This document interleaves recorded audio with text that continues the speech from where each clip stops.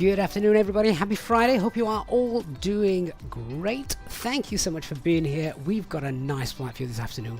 A real world flight as well, heading to Southend, which has got some amazing freeware scenery. So we're going to check that out in a few hours' time when we get back to Old Blighty, when we get to the UK. This is a real world route as well, flying from Malaga on the Costa del Sol Airport. It's a longish flight, so I'm not going to spend too long babbling away. We've got plenty of time to chat, spend the afternoon together.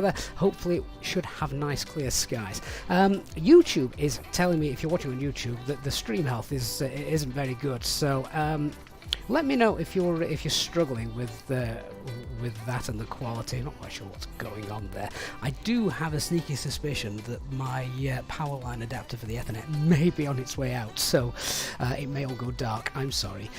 Need to get another one of those ordered. Anyway, welcome on board, guys. Hope you are all doing amazing this afternoon. The weekend is almost upon us. Good afternoon, Barry, Sean, Leanne, Nolex, Colin, and KW Airlines. Good to see you guys on board. Hey Oliver, good afternoon to you as well. The legend Bark Fury is also here for as long as he can. Hey Chris Patton, greetings from across the pond. Houston, Texas. Hope you're doing well. Hi Kevin, hey commentator. And Leon123 on Twitch. Good afternoon to you as well. Right, let's have a quick look at how we're doing with our briefing today. So Barry says that the screen's frozen, says we're taking food from the cabin. Oh, it does. I am taking food from the cabin. I'm not. I should be. We're in the briefing studio. That's the wrong text box. Not quite sure why that says that. Let's get rid of that, shall we? It's not frozen at all. We're just in our briefing room, and we're going to have a look at our operational flight plan, which, if you are watching on YouTube, is pinned into the chat, of course. Leanna, the power line adapters don't quite have the performance you want from them. Mine's all right. You know, when it's working, we've got up to 60 megabytes a second, which is pretty good around where I live. So yeah, here we go. Just under 15 tons payload today. Shear rate's looking good. Takeoff weight 67.5 tons. So we're above max landing weight as we depart. Landing weight is going to be about 61.5 tons. I can't remember how big the runway is at Southend. Can't remember if we've ever been there before. So there you go. Alternate is Luton. Cost index of 4, little tailwind, and yeah, our flight level today, flight level 360. Departing runway 13, arriving runway 05. There's our flight route, and the fuel today is about 8.8 tons. Quick look at the Mora as we go down. Just back up. CNR is 2.3, so okay. Keep that in mind. Shouldn't need it as long as all's going well. So we've got some sort of terrain as we depart. Nothing above 10,000 feet, but just be aware it's close. Then a little bit more about 50 minutes into the flight. After that, the ground is quite far away from us. Look at that, all the nines once again. Gorgeous weather over Europe, so should have some nice scenery and flights for you this afternoon. Quick look at the weather brief then. What's happening currently in Southend? It's Cav OK. It's 23 degrees, 1019, and the forecast is to remain Cav OK. And the wind 090 so yeah, nice light winds as well. That is pretty much the same as we've got for all our alternates today as well around London. So there is our our flight route over the Bay of Biscay. Just having a look at the en route weathers. That looks okay. Looks like we're avoiding the weather over northern England. I say the weather, it's just mild turbulence. It's clear skies today. Same thing there. So once again, the weather's been beautiful for flying, hasn't it? Recently, over the last week or so. All right, no TAMs then. Anything important? Probably not. Anything? Taxiway Hotel, November 1 Romeo closed. Don't think that's going to affect us. Unmanned aircraft. Altitude of the holding points, so shouldn't need to hold unless we've lost anything. Oh, do you know, no TAMs. I can't wait till they update these and make them just a little bit more user friendly. Inner Romeo 1, only usable in counterclockwise direction. Okay, and nothing else. Right, we'll have a look at Southend en route. We've got plenty of time to do that. Extra fuel then, what we're going to take. Oh, it's going to be hard to justify extra fuel with that nice weather. London airspace can get congested, however, so if we need to hold for whatever reason, why don't we just round that up? I think 9 tons, which is pretty fine today. So we'll get 9 tons of fuel on board, and that should do us nicely. So we are departing runway 13. We're parked at stand 54. We'll get to our aircraft in a bit. Yeah, stand 54. We've got no air traffic control, I don't believe, at the moment, so yeah, that's fine.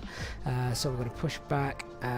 We'll taxi on Lima, and then we'll get down onto Bravo, and then after that, where are we going to depart from? Well, Echo 5, Echo 6, that would be the nice one, wouldn't it? A little shorter for our departure. We'll see which one we can do. Right, oh, don't want that just yet. Let's get on our aircraft. Actually, before we do that, let's just get the latest weather, as we haven't got any 80s. So wind's currently 110 at 9. And bearing 070160. Visibility is 10 kilometers or more. Few clouds at 5,500 feet. 30 degrees. QNH is 1016. And whilst I'm here, we'll have a quick look at what's happening in Southend, our destination. Yeah, pretty much as expected. Nothing wrong there. I'll say good afternoon, everybody. We're about to jump on the aircraft then, and we'll have a look. We'll go and get everybody on board and go and set her up. So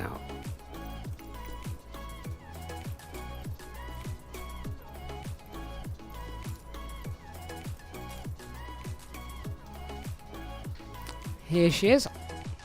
Few clouds at 5,500 feet, the weather said. That looks pretty clear to me. Right, let's jump on board then. We'll start getting her set up. Okay, so aircraft is in its turnaround state as is normal. I'm just concerned it's probably getting quite warm, isn't it? 29 degrees in the flight deck, 21 in the back. So I'll just get that door open, get a bit of air flowing in here. There we are. Hey, David English. Good afternoon. All right, so let's just check. Overhead's fine. Nav lights are on. Spoilers, flaps, acupressure. Good. Okay. We'll start getting the box set up. We'll get the passengers on board. Let's get rid of that. Get our doors open. Oh, look at that. We've been very fancy today. We've got a jetway. Robert, it's 35 degrees in the back garden in Somerset. That's far too hot for me. I couldn't cope with that. No chance.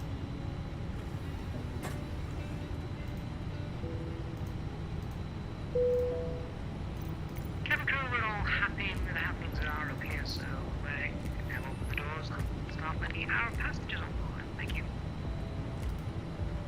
No problem. Right, so what we got? QNH is 1016. Got guard frequency on VHF2. Yeah, that's monitored. Everything else is looking mighty fine. Get the constraints on 1016, and our initial climb out here in Malaga is 5090. Let's go and set that. Barney Ox, this Malaga scenery is also freeware. In fact, we're doing freeware to freeware today. So this is from flightsim.to, as is the Southend that we'll be using a little bit later on.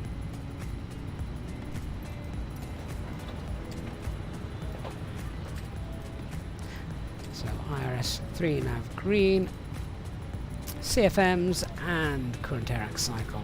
Perfect. Okay, let's do our inner request.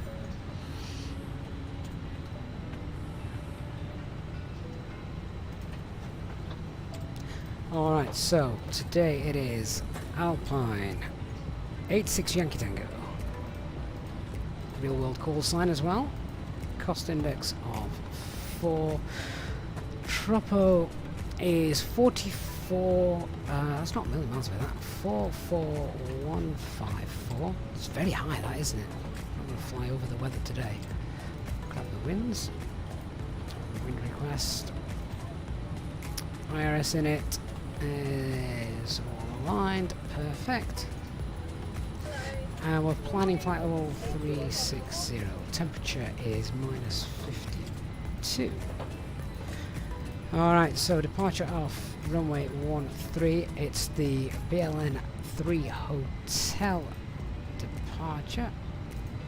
And then the arrival into Southend is going to be ILS 05. And we're on the Neville 1 Sierra. I can't see Southend Airport having loads of stars. No, it doesn't. And the VIA coming in via... now, interesting.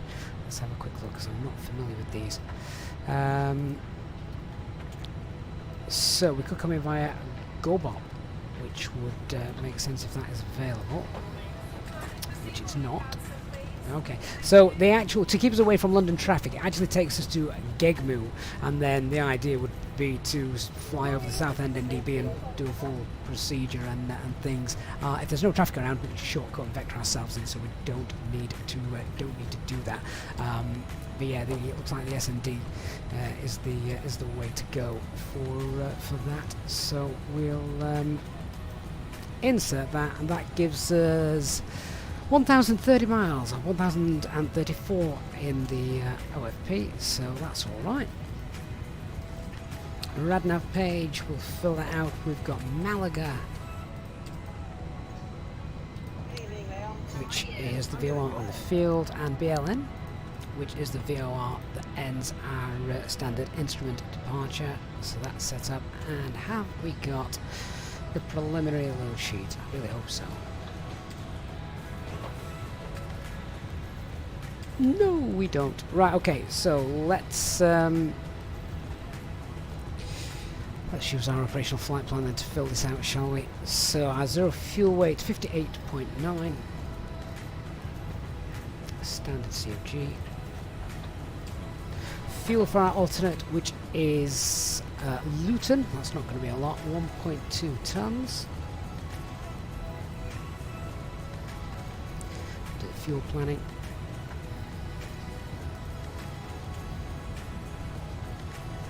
So we said we were going to take, what did we say, 9 tons, that says 8.2, that's fine, let's go up as a little bit extra. Shouldn't have any CVs either to avoid today, according to the weather charts. 67.7 is our takeoff weight, and I've not got our CFG for takeoff yet. So we've got an extra 800 kilograms and 23 minutes of 23 minutes of thinking time, spare time, that kind of stuff, so that's fine. Lovely, alright, so I can't do the full performance setup, but transition altitude here in Malaga is 6,000. Thrust reduction and acceleration values, let me check those with our documentation. It's 1052, 1052, and engine out 1052, so that is all correct.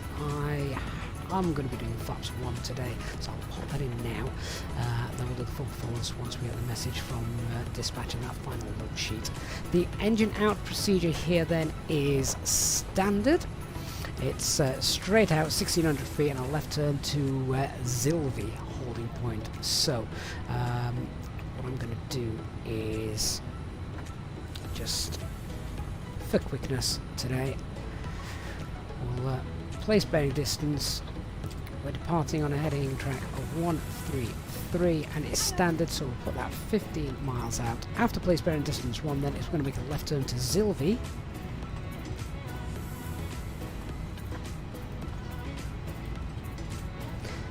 We'll enter the hold, and the hold information inbound track is 282 left turns.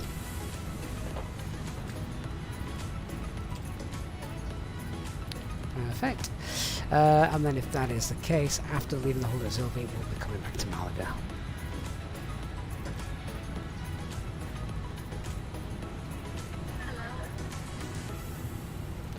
And then that will be the ILS, I would imagine it's the Zulu, ILS 12. And we'll put in no star, no over here. Okay, let's just check that out on the map mode. So straight out, enter the hold, and then we'll vector ourselves back in and safely around. We can set that up once we're in the hold if we need to. Beautiful. Okay, so I am just awaiting our final load sheet then, and then I can do the takeoff calculations. So we need to get that from dispatch as soon as we can. What are they doing? Should we open the door? Oh, hello. Didn't expect that. Good to see them coming on board anyway. Should probably go and greet them, shouldn't we?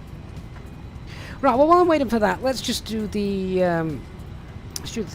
want part of the brief. So the weather for our flight today, nothing here in Malaga. Winds 1109, so a slight wind from the left as we're departing. Visibility is 10 kilometers more, and apparently we've got few clouds 5,500 feet. Haven't seen any evidence to the contrary yet, though. Aircraft is fully serviceable. Only thing in the tech log is the weather radar. It's not working. Shouldn't be a problem today. No terms that are going to affect us. Threats to be aware of. Lots of terrain around Malaga, which if you're familiar with it, you'll already know. If you're not familiar with it, I'll just give you a quick look. Yeah, there you go. So this is a great airport to fly into when they're using these runways to land, because you really have to look at your energy management as you're coming in and get yourselves down low enough to be able to slow down soon enough. You can quite easily find yourself too high and unable to slow down. So great little challenge if anyone fancies a challenge tonight, when they've got some time to come and fly in. Yeah, try and land runway 12 at Malaga, which is in use today. So yeah, threats. Going back to that, we've basically just got terrain surrounding the airport to the land side. Really, the only safe place, if for some reason you can't get up, is over the Med. MSA is all around. You've got 6-8, flight level 85. 42 and flight level 90 as you can see. The only other threat could potentially be a short taxi, so just be aware of that. We've got no air traffic control either, so we're on our own on Unicom. Other than that, I think that pretty much clears it all up. So let's have a look at the taxi itself. We're stand 54. This stand just here. Stand 54. So the taxi is going to be we'll not do a single engine taxi today. The taxi is not going to be long enough. So we're going to push back and facing southwest onto Lima. We'll take Lima. We'll take Bravo, and then we can either take Golf 12, Golf 13, depending on if we're going to take Echo 6 or Echo 5. I'll wait till we've got our load sheet, then we can do the performance calculators before we can confirm that. Quick look at the departure. Nothing special about this. Straight out departure. It's noise abatement 2. First turn will be to the left, 11 miles from Malaga. No speed restrictions, so we can clean up on schedule and accelerate away as we go. And our initial climb is flight level 90. Transition altitude is 6,000 feet.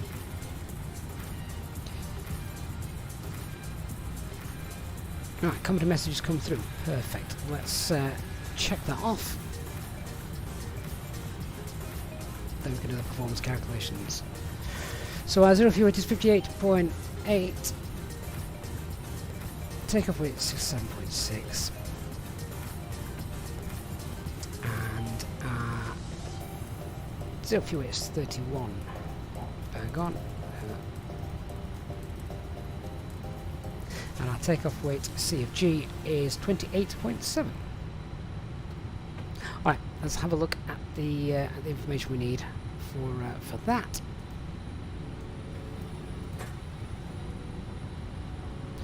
So departing 13, it is very dry. Flaps 1 we said, takeoff weight 677 and 28.7 is our final CFG. So this is the final load sheet, so we're not going to have to reevaluate these figures either once we're done. Intersection data, Echo 6, was that an option for us this afternoon? Yeah, perfect. Okay, Echo 6 will work nicely.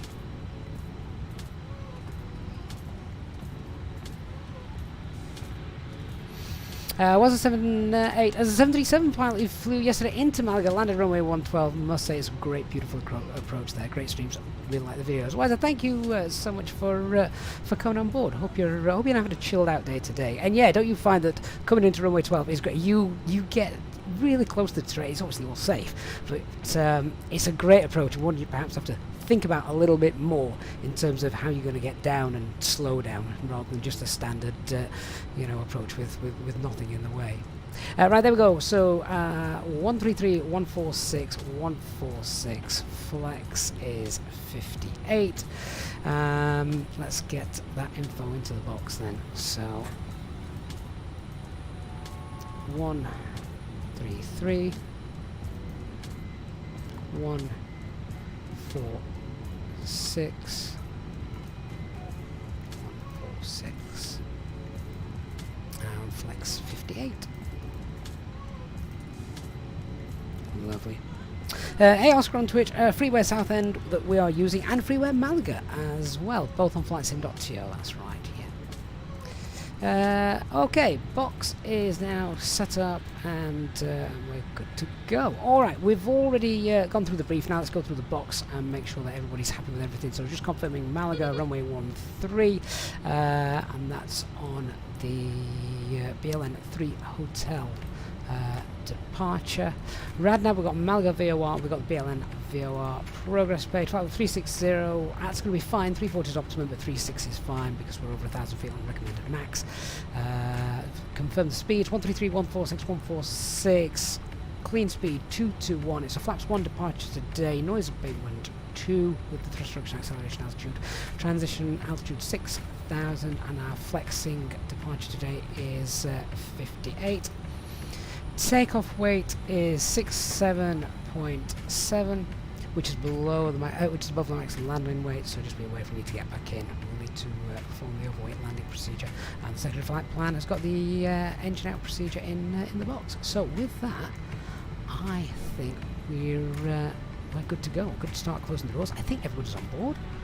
So close the doors, get the APU started, shut the window, and get some cold air on into the passengers, because I bet they're going to start burning up pretty soon.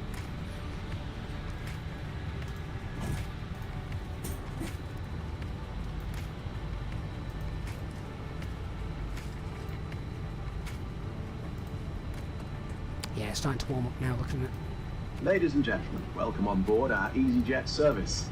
Please place your large bags into the overhead locker, wheels first, and keep your small items under the seat in front of you. These include laptops and handbags, duty-free and loose items of clothing. Once you have safely stowed your cabin bag, please take your seat. To help us ensure a prompt departure, we would kindly ask that you keep the aisle clear, enabling all remaining customers to board. Your seatbelt can now be fastened ready for departure. Better shut this, haven't we? This is a no smoking service. Thank you for observing this policy. Thanks a lot.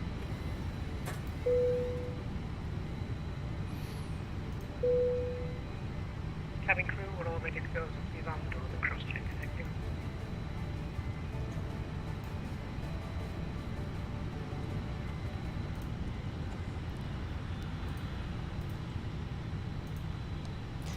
So I'm just waiting to fill out APU, then we'll give it a minute, get the bleed on. We'll get the ground crew into position. Ladies and gentlemen, this is your captain speaking. My name is Gavin, and I would like to welcome you on board this Easyjet aircraft. We expect a good flight with you today, with no weather problems showing in front of us, so we should be pushing back within the next few minutes or so. For now, the ground crew have now finished loading the last of the baggage into the aircraft, so if you could get yourself seated and secured, then we can make sure we can depart on time. The cabin crew will shortly be providing their safety demonstration video, so it would be appreciated if you could give them your full attention. A special welcome on board to our Easyjet Sim pilot members, and if you wish to inquire about becoming a member, please contact a member of the cabin crew. All our Easyjet Sim pilot members are of course entitled to free drinks throughout the flight. Thanks very much, and we'll give you an update once we are airborne. Hello, Captain. We are ready for pushback. Okay, so we're clear to disconnect ground power unit, chocks and cones.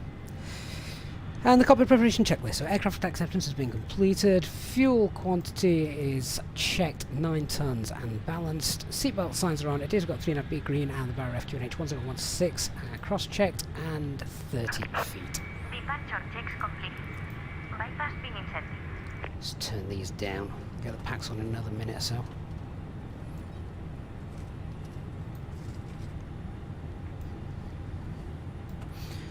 Right, over to Unicom.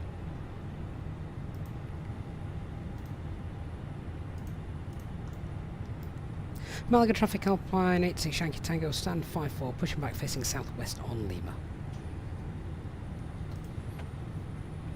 And then we're going to take Looking gear. Golf 13 and Echo 6.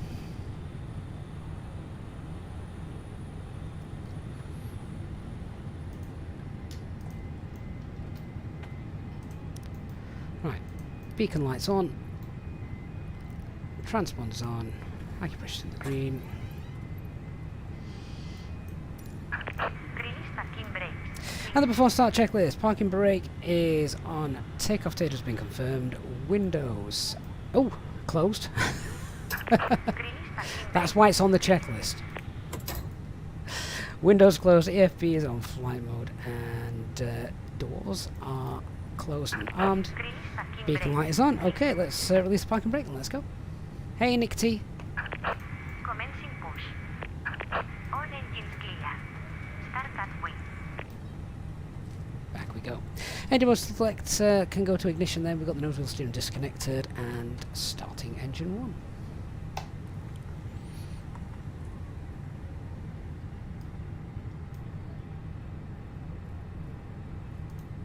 BVAV, good afternoon. Welcome to Malaga. I would say that we're taking you back to rainy, dull old England, but it really isn't at the moment. It's gorgeous in the UK. Global warming to thank for that, I think.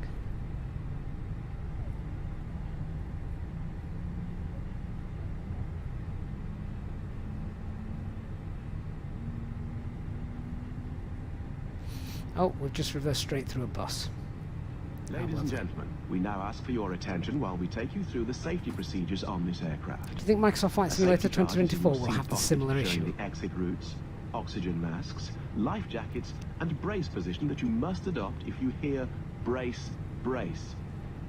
There are 2 emergency exits at the rear, 4 in the middle, and 2 at the front of the cabin. Floor lighting. Jacko, hello, Please and be aware Ben that Blaine your spotting, nearest hello as exit well. may be behind you. Hope you're both okay, guys. Hey, Adrian, In good an afternoon to you. emergency, leave all cabin baggage on board. Your seatbelt is fastened, adjusted, and released as shown. It must Nick, be self-loading fastened when the cargo seatbelt provides all the signs are on, announcements and today. we recommend that you keep it fastened at all times. If the air supply fails, masks will drop from above you. Pull a mask towards you to start the oxygen. B1AV, I think the nose storms and come mouth. on Sunday. Hold in place Be with the prepared for strap. some flooding Pull on each side and to power adjust. cuts. Put on your own mask before helping others. If we land on water, take the life jacket from under your seat. Okay, engine Put 1 it is over your stabilised, starting head. engine 2. Pass the tapes around your waist, click together, and pull the strap to adjust. Do not inflate it inside the air. Sean, the scenery looks stunning in the sun. Does it When make you want to outside, go on inflate by holiday? pulling the toggle. Please set parking If it brake. fails to inflate or needs topping up, Parking blow brake set. into the Cockpit to tube. ground. We have a good There is a engine light start. and You whistle can for disconnect. attracting attention. We also carry flotation aids for children. Your tray table must now be stowed, armrest down, window blinds open, and seatbelt fastened. We wish you a pleasant flight with Easyjet. Just looking at the time, I'm pushing back probably half an hour later than I wanted to.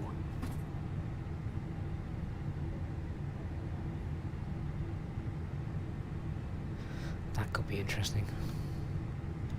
We may have to contact Ops and ask if we can fly a little faster home. Nicky, self-loading cargo light Pack X? I think so, but I've never used Pack X, so I'm afraid I can't comment. Right, engine number 2 is available. So, engine mode selector, go back to normal. APU bleed can come off. APU master, that can come off. Right, On the spoilers, 0 the rudder, Don't track flaps disconnected. 1. Bypass pin removed. And a CFG 28.7. Right is clear. Pretty much there anyway. Right, left's clear, right's clear. Where's she gone? Should we put our flight route on the tablet today so we can see where we are? Elliot, good afternoon from a baking Devon. Shouldn't you be at work, Elliot, by now?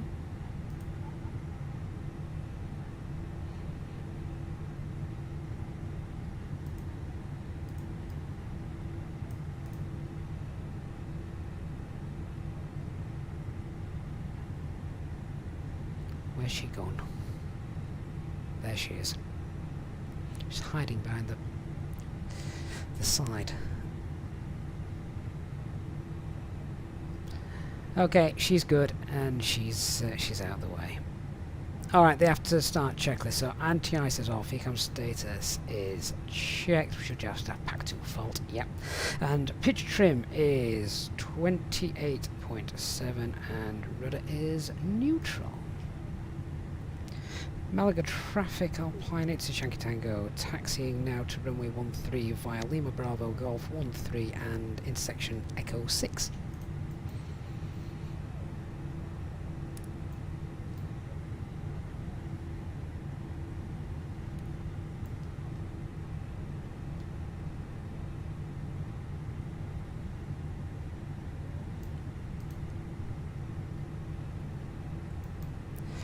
Right, auto brake max. Get the radars on. And for a departure like this, we probably want the terrain radar on as well.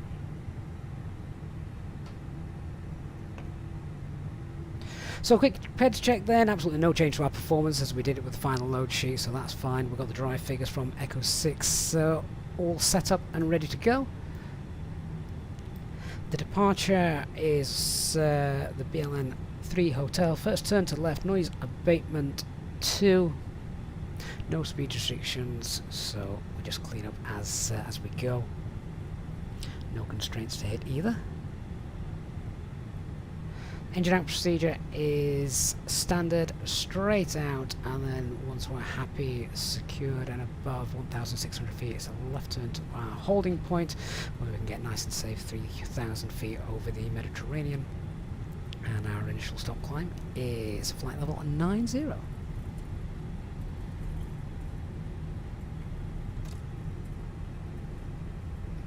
Factory fade. Oh yeah. So is it Tromsø, that airport? Oh no, are you referring to Oslo? Could be referring to both. They're both very nice airports, to be fair.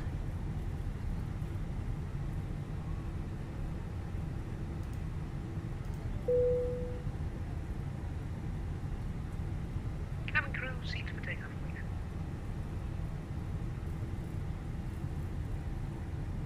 please. Sean, has anyone ever thought about seeing anywhere in the simulator and thought, I want to go there? Yeah, all the time. Pretty much every flight we do, when you're flying over somewhere that's just a nice little isolated village, you think, oh yeah, that would be grand.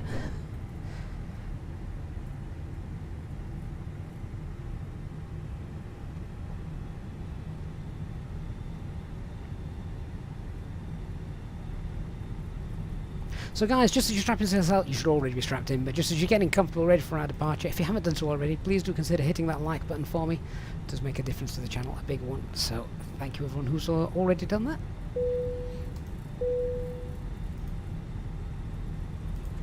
Right, make sure we don't get lost here. So Golf 13 is what we're wanting to take.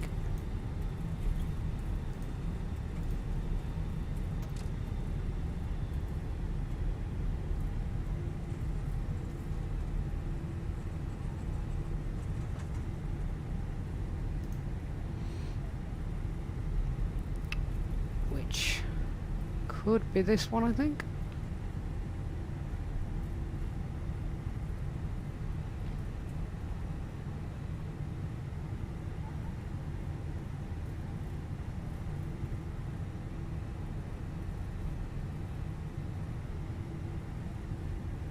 I've got no signage. So, Yep, that's right, because that's Echo 5. This is Echo 6.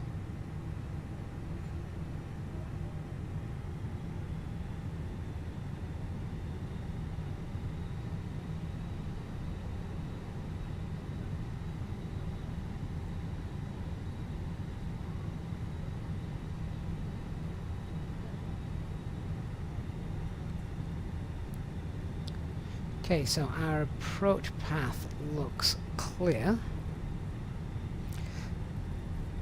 Malaga traffic Alpine 86 Yankee Tango lining up runway 13 via Echo 6.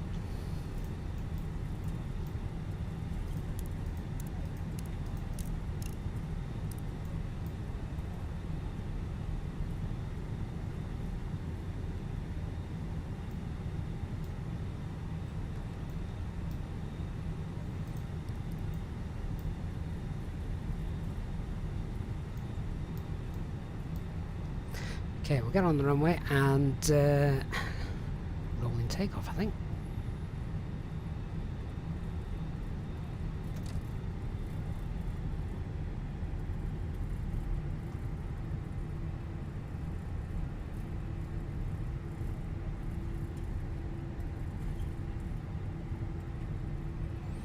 Okay, takeoff. Start the chrono. 50% in 1.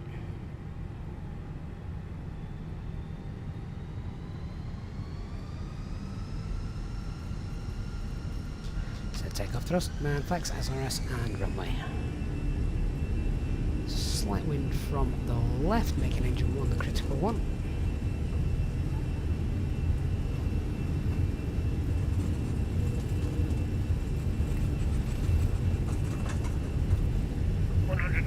Checked.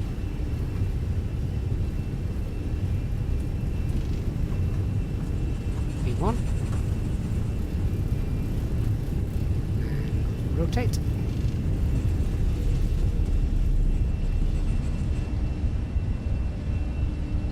Nav. Positive rate 5, gear up.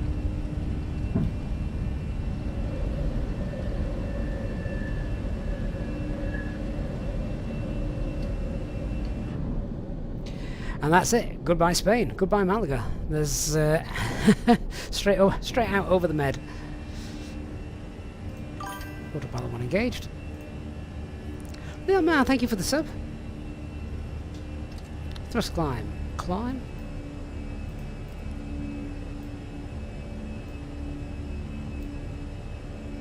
Barry, not a lot of runway left when we hit VR. No, of course V1's the important one. Once you pass that, you're going up whatever happens. Unless you're convinced the aircraft isn't completely safe to fly. But then, that's a big call to make.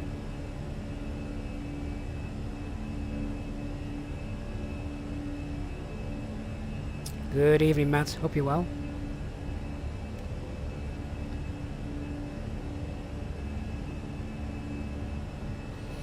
And S-speed. Flap 0, spoilers disarmed. Elena, we're not flying over Fuengirola. I know Fuengirola. That's where your aunt lives, is it? Oh, nice.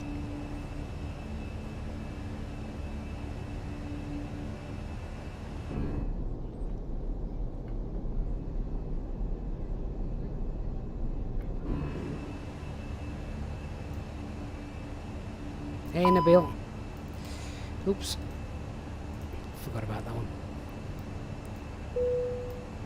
Too busy looking at the beautiful scenery.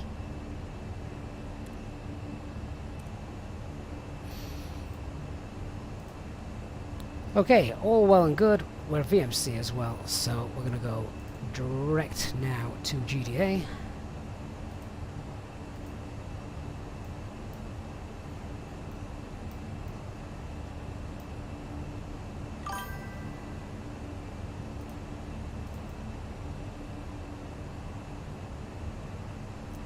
Raphael, thank you for the follow. Hope you're well this Friday afternoon.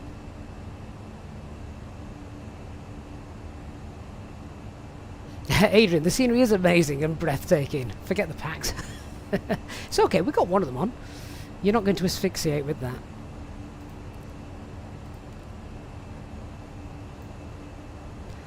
Right, spoilers, flaps.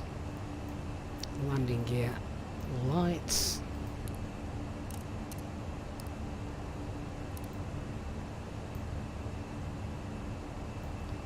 And that's it. We're now off. Sunny from sunny Malaga to sunny Southend. How often is Southend sunny? I don't know. I don't live there.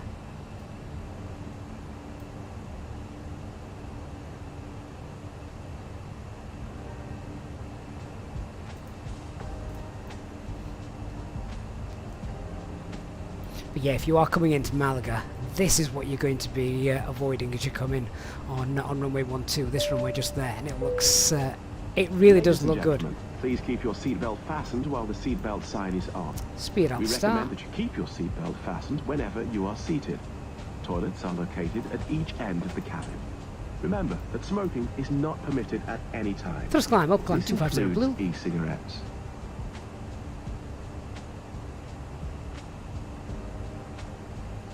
As we're passing 10,000 feet, we'll get airports on the EFIS.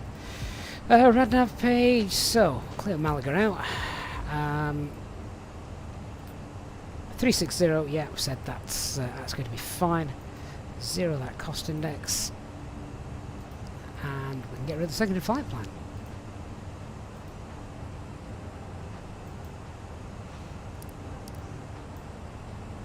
Up we go.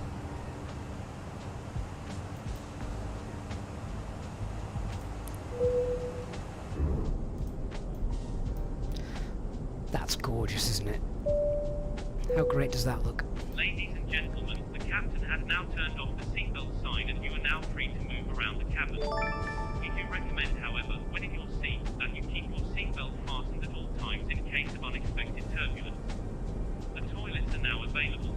Please contact a member of the cabin crew if you require assistance. Thank you.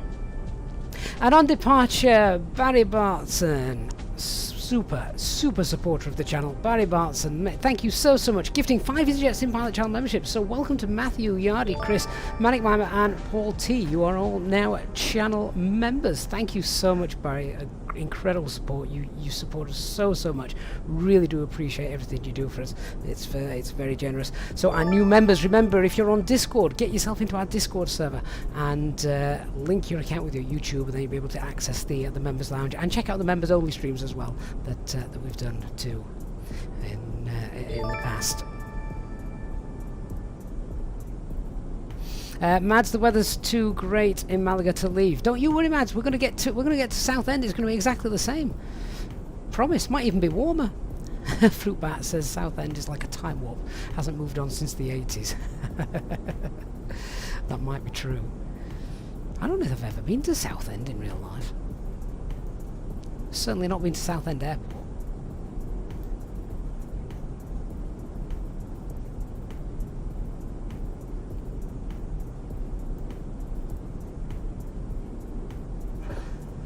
Look at all the tracks going up the hillsides. Great stuff.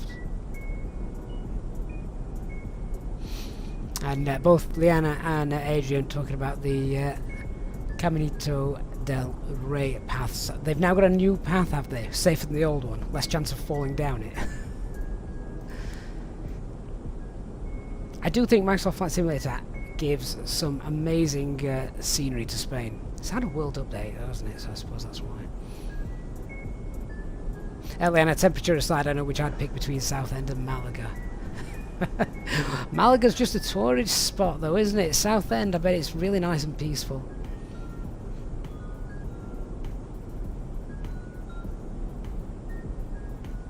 Stu Dog 87 says it's not a pretty place, mate. What's everyone got against Southend? I hope the airport's nice. Mads, it hasn't rained in the UK for well, do you know what? So where I live, the prevailing winds usually come from the west, and it means that the west side of the Pennine Hills, which is like the backbone of the UK, All the weather gets dumped to the west-hand side of the hills. The Pennines kind of protect us a little bit, which means Manchester and Liverpool is just a damp squid sometimes.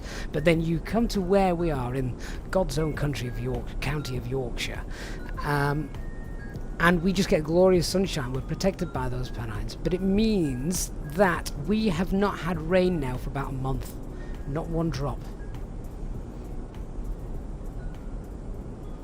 Barry, you were today 8 years old when you learnt that Southend is in London. It's not. They call it. Is it another one of those London South? Is it London Southend Airport? Is that what they call it? They might call it that. They're lying. Right. I've just got a bit of a TCAS target. It's descending. That's fine.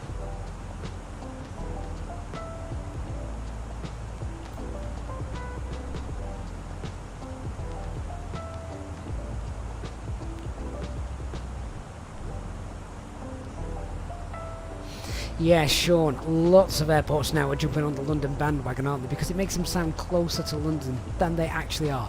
Oxford London Airport, by the way, is an absolute cheat. That is nowhere near London. Southend, I think, is another one, to be honest. I mean, Gatwick.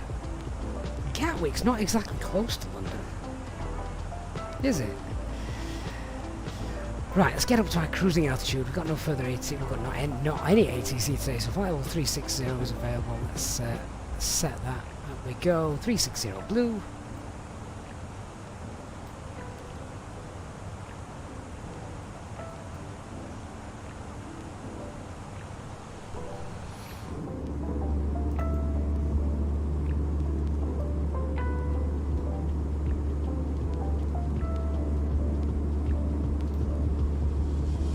Fruitbat, yeah, London Southend Airport. They also lie by calling it Southend on Sea. It's actually on an estuary. Well, you see, they've kind of, by association then, it should be London by the sea, should it not? If Southend is in London, and it's also Southend on Sea, ergo, London should be by the sea, which it's clearly not. So, just trying to big their airports up, I think. Sounds more attractive, isn't it? You ask anybody outside of the UK, where is Southend? No one will have a clue. Say, where's London? Everyone knows. They ended a Ryanair flight to Southend. I've got no idea. I don't think so. Elliot, neither is Heathrow with the current traffic situation. You're over an hour away on the roads. That's why you need to tube it in, Elliot. Grab the underground. I know it's dirty and such, but I really do like the underground. The romance of it. The genius engineering behind it all.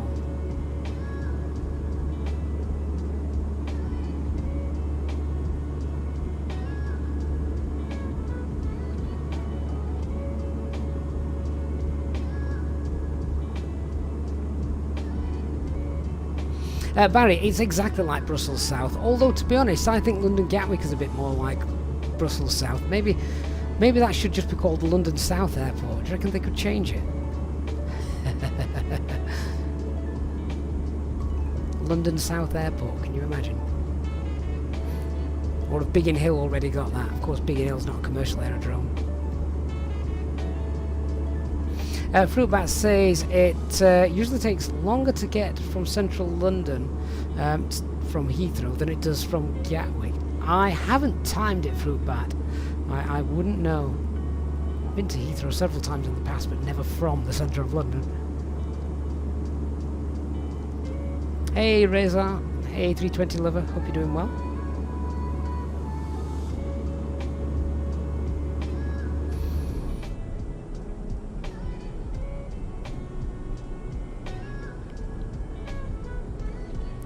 Maybe in our flight today we could count the amount of clouds we see.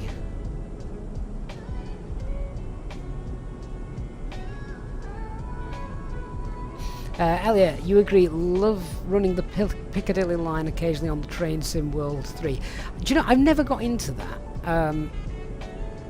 I've seen it advertised and I've seen Train Sim World and that kind of stuff, and I thought, oh, that looks quite interesting. But I've never gotten into it or anything like that. So Barry says, actually it's exactly like Brussels South, Charleroi. Southend is 44 miles from London. Charleroi is a little bit further, 66 kilometres, whereas Southend 61 kilometres. Yeah, pretty close. So how far is London Gatwick from the centre of London? Could someone answer that? FREEWARE is big in your local airfield. Oh, okay.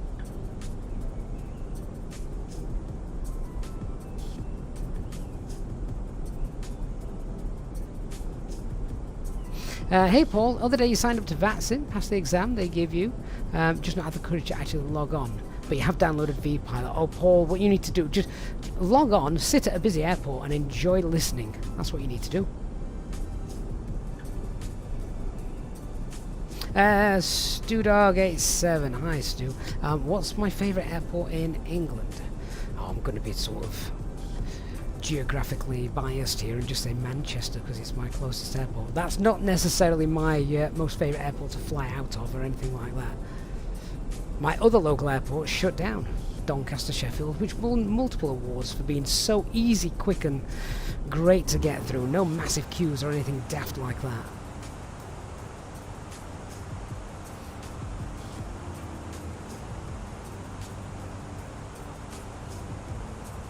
Greg Stars, yes. So Greg, we're going to be landing at Southend in a couple of hours, so you haven't missed it yet. Barry, Gatwick is 55 miles away according to the internet. Oh, I was going to say 55, that sounds like a long way. 28 miles, fair enough.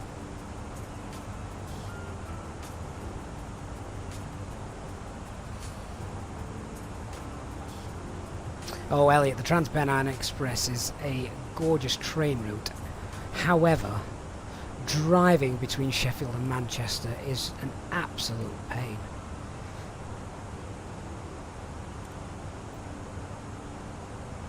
Now, just looking at our route today, it's pretty direct, so cutting time off is going to be difficult. Time we're planning to land there. Ooh, I could do with getting that down a bit.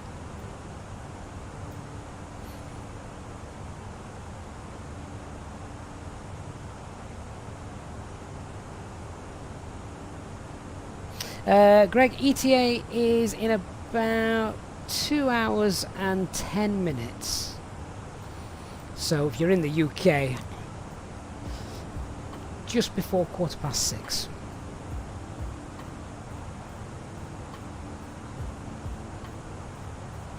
StuDog, I wouldn't call Manchester, I wouldn't call East Midlands a small airport. You know, they get some massive aircraft in. A lot of cargo stuff, obviously.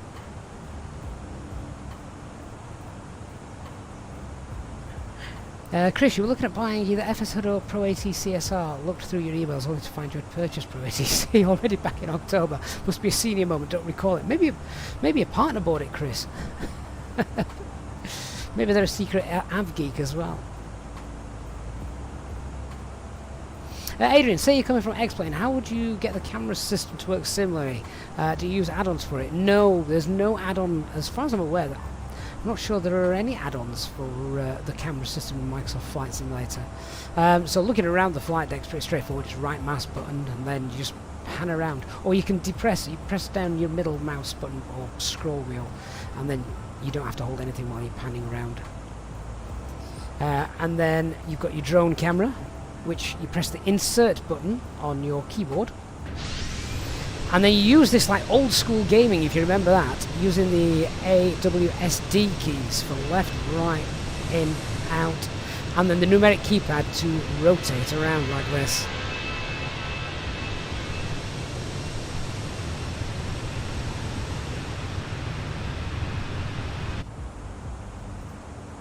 I do miss Chase Plane from FSX. That was great for cinematic views.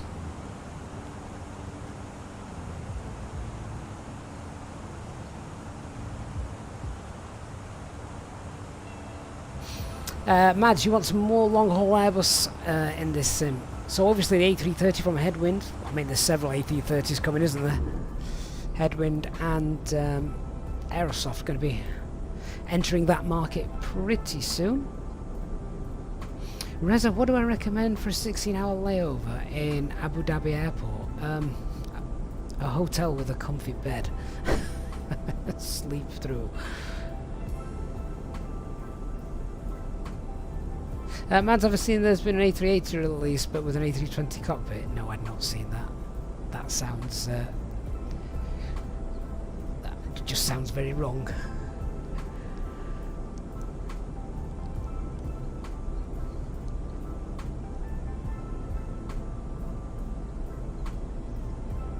Elliot, having a controller exclusively for the drone is a game changer. Yeah, I imagine that is, Elliot. I've not got that. I've kind of just honed my keyboard skills for that. Adrian, can you map certain viewpoints to certain keys as well? Yes, so a lot of them are done automatically for you. If you press, once you're in the flight deck, if you press Control 1, 2, 3, 4, 5, 6, 7, 8, 9, so they're already done for you, and then you can create custom ones as well.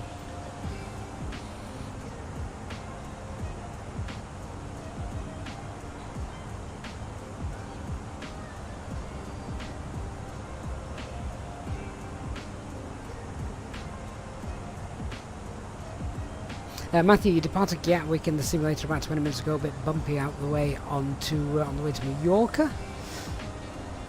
We'll see what it's like when we get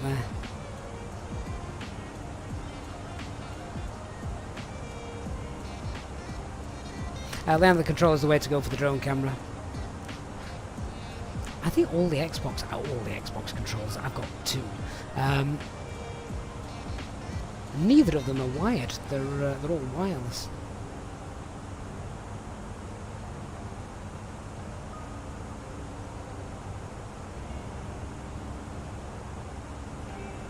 Alright, about 1,500 feet to go, then we'll be at cruise, then we'll do our fuel checks, top of climb checks, grab some en route weathers.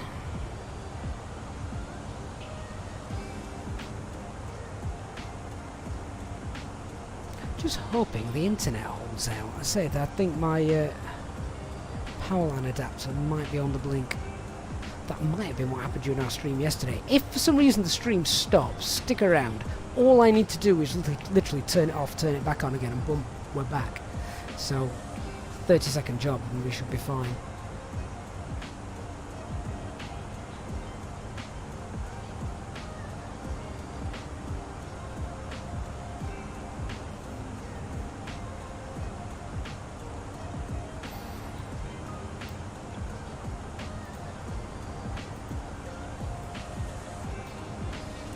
Balmy 21 degrees in the flight deck and the forward and back cabin. That's fine. Passengers should be happy with that.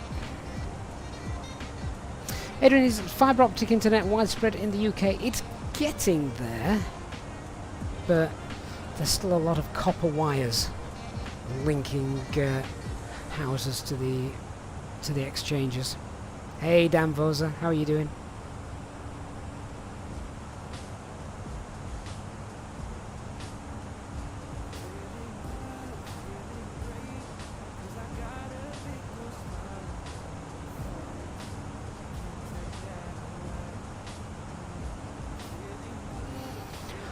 Oh, I can already feel it getting warm in here. Might have to go and find a cool drink to get a little bit later on. Right, here we go. Mac and Alt Star.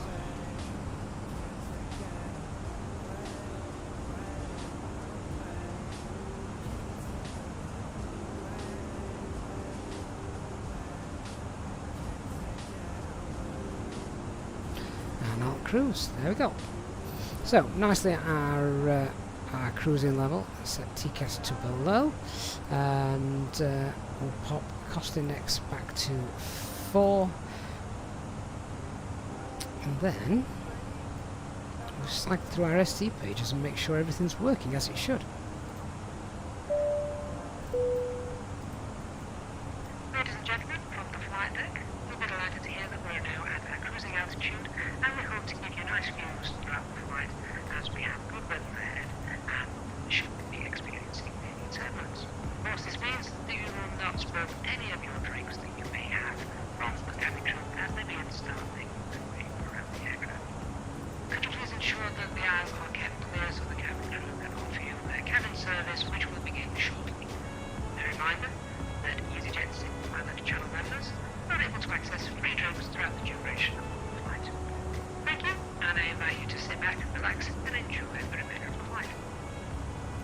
Okay, so in a bid to make up the lost time, as I say, we departed half an hour later than I wanted to. We've pulled speed, and we're going to see if we can cruise along at Mach 0.8. Now, we'll do a fuel check as well. We're coming up to Morel. Hey Mike, thank you for the sub, appreciate that. Yeah, so coming up to Morel, let's just grab the OFP and check this out. What did we take? We took 9 tons, didn't we? Which is 200 with the contingency. So half a ton of fuel extra overall. And just find... Where did I say we were just passing? Morel. Where's that then? There. Gone past it. So we should have about 6.9 ton. Just under 7 ton. What we got? Oh, 7.1. Lovely. Right, well, with that extra fuel, I feel better about pulling speed and going a little bit faster. So Elliot, it requires no setup either. You just plug in the Xbox controller and insert, and it just works. That's awesome. Hey, Flight Tim Sin. Hope you're doing well.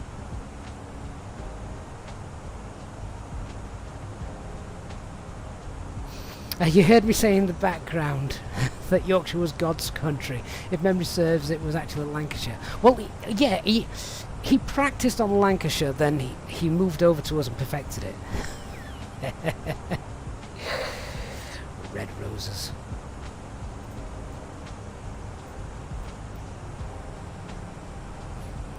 Because after making Yorkshire, he stopped, you see. Why mess when you can't build on perfection?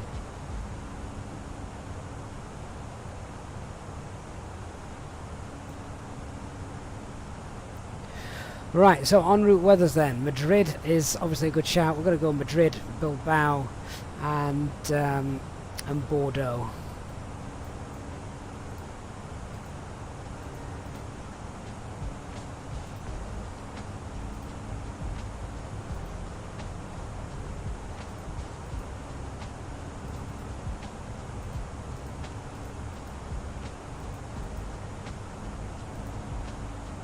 So, there's Madrid.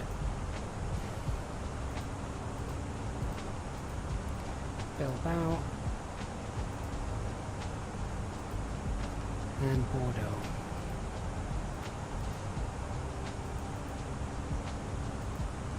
Can't see any of those having an issue.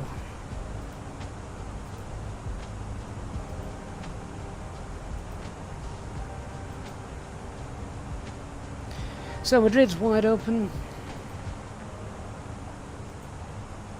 Bilbao also open. No winds in Cav OK.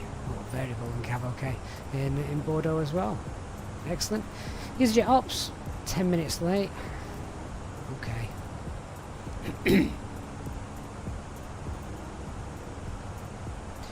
Let's find the code.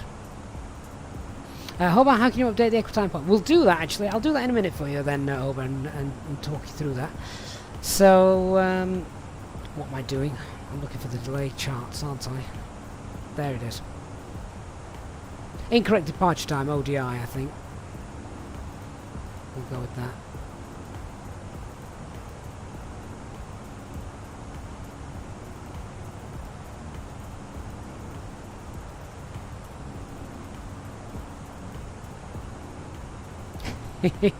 Blame me.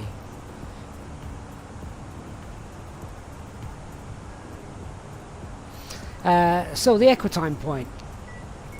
So what would we update it to? Well, the sensible thing to do would be to say, well, we've got Bilbao over here, so this is kind of like a bit of a danger point then, isn't it? This is the point where we're in the middle of the Bay of Biscay with no airports around us, so if we had something go wrong whilst we were on this little leg here, we want to know where the centre of this is. So if something happens, we need to know if we've passed the middle of that part, so we'll carry on, or we'll turn around and go back. So if we have a look and choose perhaps Bilbao for the start, and then at the end of that leg, the north of it, then Nantes is probably your best bet. We're flying pretty close to that. So let's update the equitime point. If we go to the menu, sorry, not the menu, the data page, equitime point. So the first airport, Bilbao, and then the next one is Nantes, which is Lima Fox Romeo Sierra. We've not been there for a while. We might have to visit Nantes again soon. So now what we should do is, if we go to our plan page and scroll through,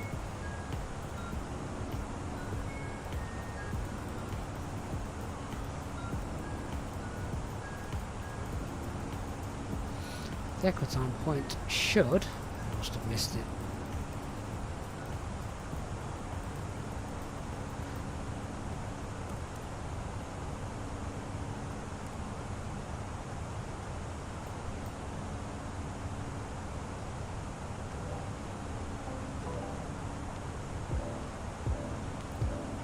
The equitime point will be down.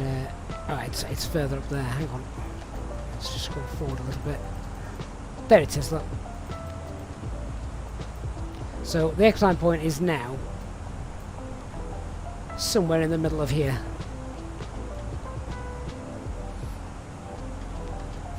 Leanna, is Lima our alternative? Not today. Not today. Too far away from it.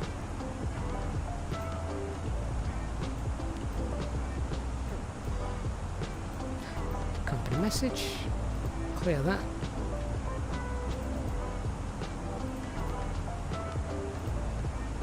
There we go.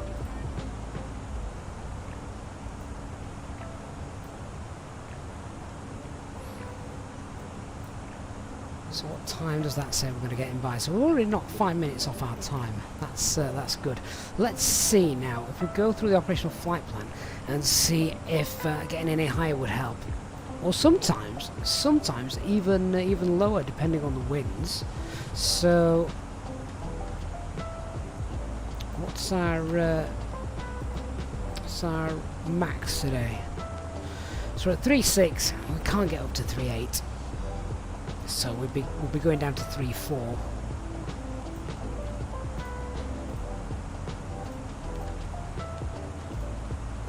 Let's have a look at the flight plan and see what's happening with the weather. So we've just passed Marl, VTB and Bexid. Let's have a look.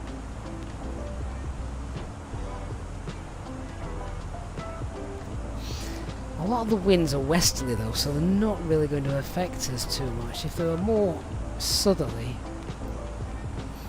then it would help, but looking at this, it's more of a crosswind for us for the entire flight.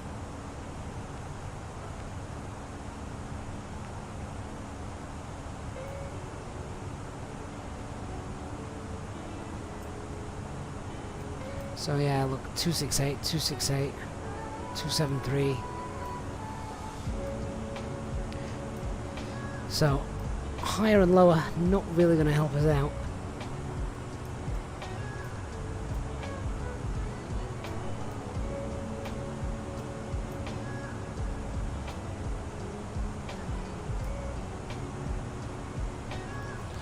Does mean though, if we could get flight 8 at 380, we might just get there a bit faster, because obviously we're flying faster then, aren't we, at 3.8.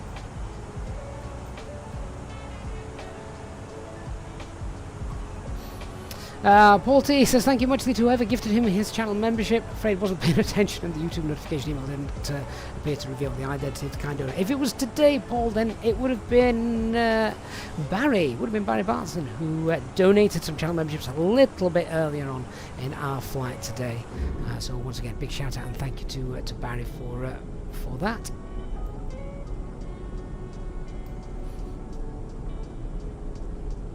I'm now trying to work out if this down here is cloud or forest fire smoke.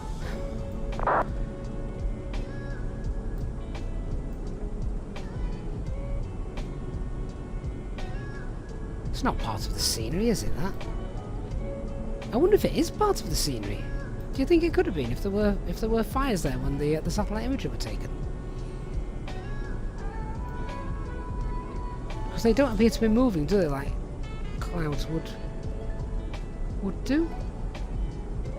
Oh, I don't know actually. It seems to be moving there a little bit. I don't know. That's a bit weird there.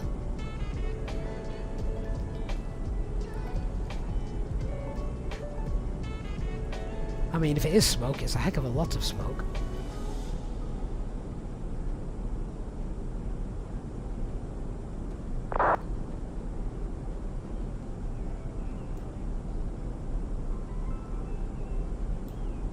But it's not drifting across the landmass. That's the only thing I was looking at.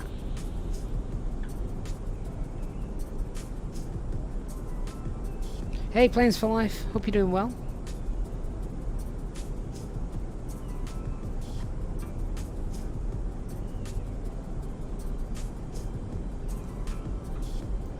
Then the sim doesn't. No, the simulator might not do smoke, but if that was a part of a satellite image, then it's stuck there, isn't it, in the sim?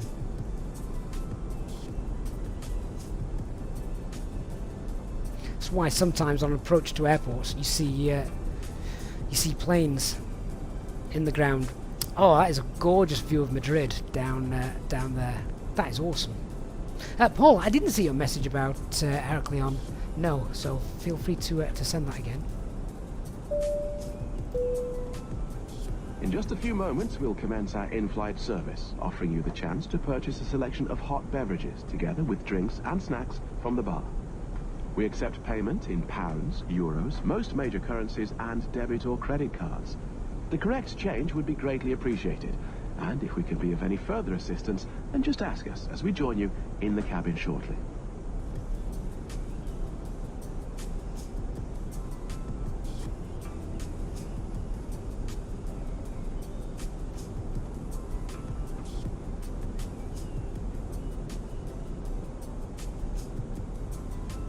Mr. Cash said it looked like a satellite image with a small cloud between to confuse it. Yeah, because there were moments that it looked like it was moving, didn't it? But then there were also moments you could see that it was absolutely fixed, so maybe you're right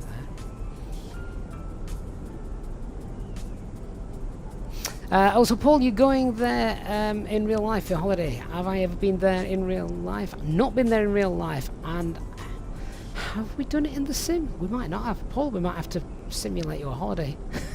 That'd be kind of neat.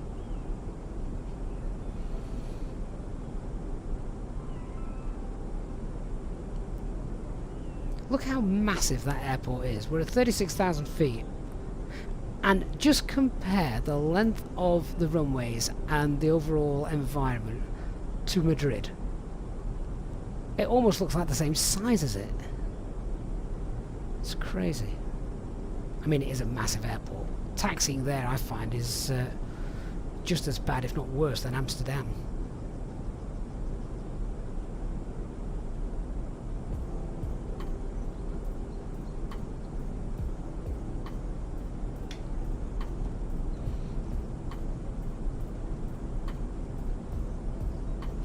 Looks like there's a thin cloud layer coming up. Just check the temperature, make sure we don't need anti-ice. I can't imagine we do. No, minus 52. Don't need that.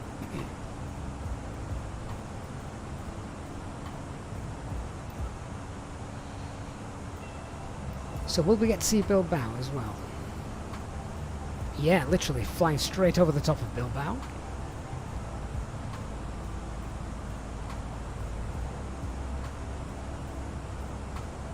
Paul, don't forget to take off from Newcastle then. Okay, so Paul, I'm going to guess you're not flying with... you're not going to be flying with that beloved orange livery, are you? I don't think that's a nice Easyjet route.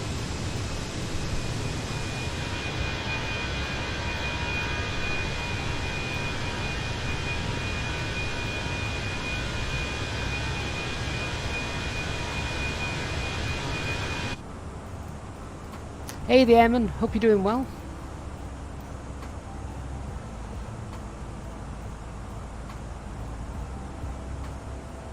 Adrian has Amsterdam's some of the longest taxi routes, but the system is rather elegant. It's straightforward in Amsterdam, that is true.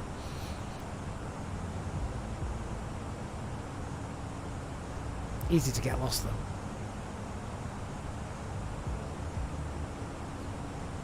though. Kevin, you're going to be what? You're going to be in Madrid in a month's time, Kevin. And yeah, it's a huge airport. The walk between the terminals is a hike. Yeah, so I've got a. For those of you who know, I've got a trip to the USA coming up. Not for the Flight Sim Expo, something completely different. And when I was booking it, because I've got to get 3 flights there, 3 flights back for where I need to be. My biggest concern is the first flight, actually. So the first flight is Manchester down to Heathrow. I've then got an hour, roughly an hour, to get from from my A320 onto the 777 that will take me across the Atlantic. Thankfully, they're both British Airways, which I'm guessing is going to both be Terminal 5. I'm just hoping there's no delays. Connections where you've got an hour or less just concerns me a bit. Hey, Photochromax. Flight Sim, you flew to Madrid the other evening from Nice, was taxiing for at least 15 minutes. Great airport, and yes. Seems to make Amsterdam look tiny. Glad you weren't on VATSIM. Elliot, are you still trying to topple these birds? Good luck. Kevin, you're going to be flying under the beautiful Shamrock out of Dublin. Fair enough.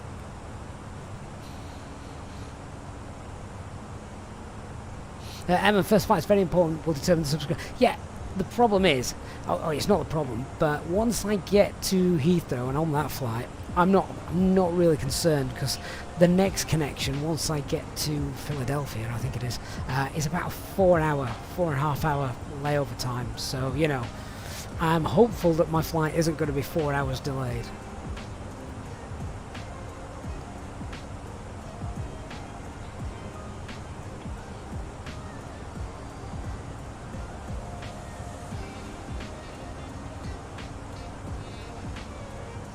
If I had enough data and battery power on the phone to last me, I could just live stream the event, couldn't I? Made it, or didn't make it. AFFF, do you know where you can find the airline sound packs and cabin announcements? There's a few on flightsim.to. Studio 87, how long will the entire trip take? About 23 hours, I think. Madrid controls online, 13297. Brilliant. Get some background chatter. I like that.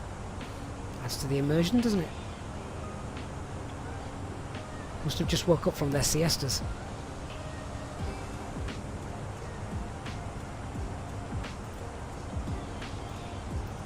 Madrid Centre, good afternoon. Alpine 86 Yankee Tango is Taipei 320, flight level 360, and we're currently inbound Ostix.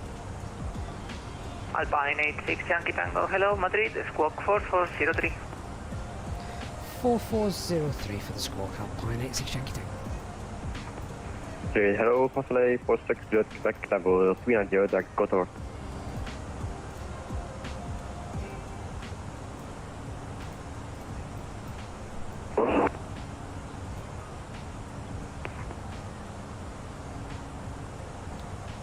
Chris, what time does the flight arrive into Philly? No idea, Chris. I would have to look Madrid, that up. hello, Passenger 46 Jet Quebec, level 390, Jack Kotor.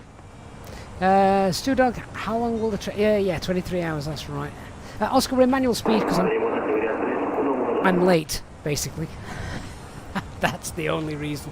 Soleil 46 Juliet Quebec, squawk 4405. 4405, Passenger 46 Jet Quebec.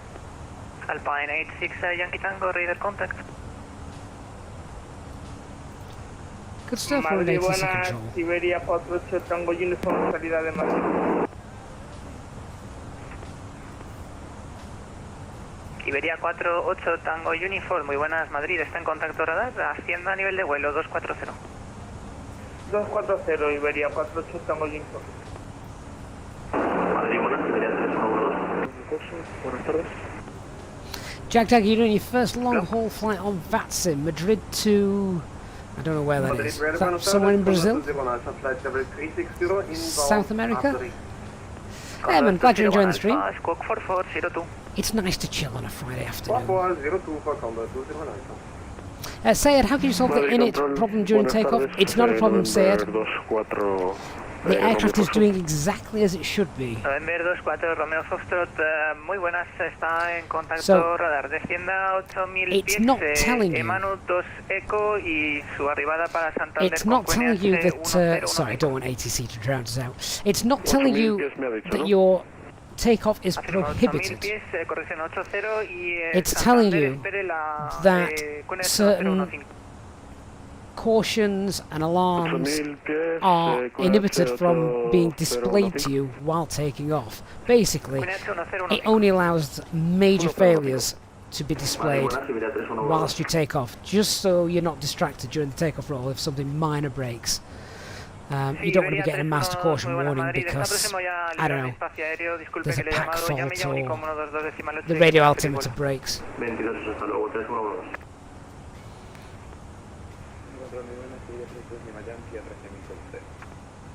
Iberia 32 Lima Yankee, buenas Madrid, está identificado. Suba a nivel de vuelo 240. Well, we know we're in Spain. Madrid control de November 24 Romeo Fox. Hey, Jordan B. Romeo Good Fox, afternoon. ¿te puedo aterrizar en la pista 29? It's hashtag on Twitch. Flightsim.to is the place I grab most of my GSX profiles from. Almost every airport, particularly the payware airports, have them now. So it's a great site to November use. 24 Romeo Foxtrot, sí, como no, la 29 es la pista en uso en Santander, el QNH 1015. 1015 vale para pista 9, gracias. Iberia 32 Lima Yankee, vuele directo a Nando. Directo sonando, Iberia 32 Lima Yankee. Flight Sim, don't Virgin fly direct to Philadelphia from Manchester. Condor 20 They Alpha Charlie, do, I Miami Space, think. Unicorn 122, decimal 8, goodbye. But Philadelphia isn't my endpoint. Was that call for us, by the way? Completely missed it. Condor 201 Alpha, switch to Unicorn 122, Oh, no, decimal 8, Condor. Miami Space, goodbye. Yeah, so Albany is my final destination, which incidentally is also a Madrid great control, ya film. estamos a 8000 pies. Not if you're scared of flying, it isn't though. November 20 Romeo Foxtrot, recibido, mantenga 80 de momento. 80 de momento. Así.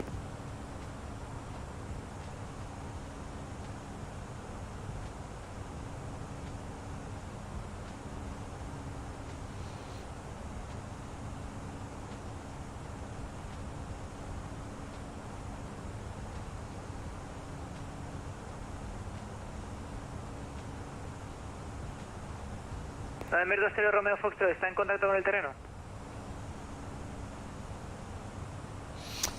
Jordan, it's alright, it's going well. November 24 Romeo This is the Foxtrot, first stream we recibido, managed to descienda catch this 6000 pies week. sobre la vertical de Ampur y sobre Ampur está autorizado Has it been aproximadamente one of those para la weeks, pista 29 de Jordan? Santander. We all have those weeks. Desde 6000 pies y ya para Ampur y cuando esté Ampur ya listo para la ILS pista 29, perdón.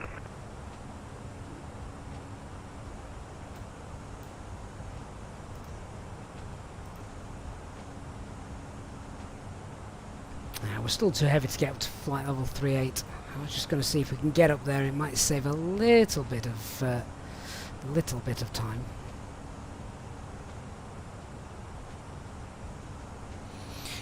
So Sayed, if you're getting a problem with the simulator indicating that you damaged the landing gear on takeoff, I would just turn off the failures and the crash detection on the simulator.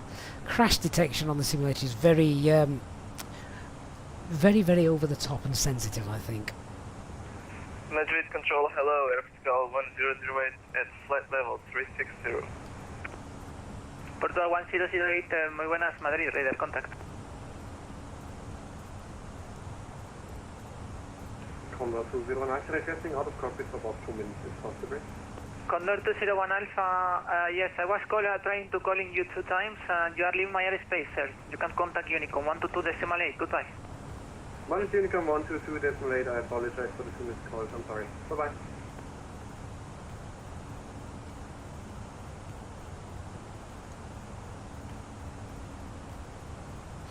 Flight Sim says you love hearing the Spanish, although it's a bit discouraged in the real world. It adds to the immersion, doesn't it? It is absolutely discouraged in the real world, but that doesn't mean it doesn't happen. Particularly in France. Why speak English when I can speak French?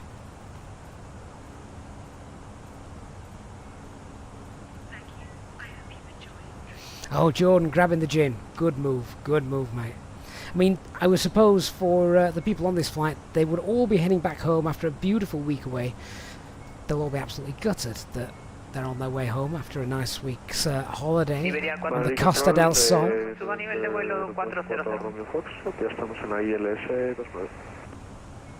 Iberia 48 Tango Uniform, suba a nivel de vuelo 400. Continuamos 400, Iberia 48 Tango Uniform. Iberia 32 Lima Yankee, suba a nivel de vuelo 320. Haciendo nivel de vuelo 320, Iberia.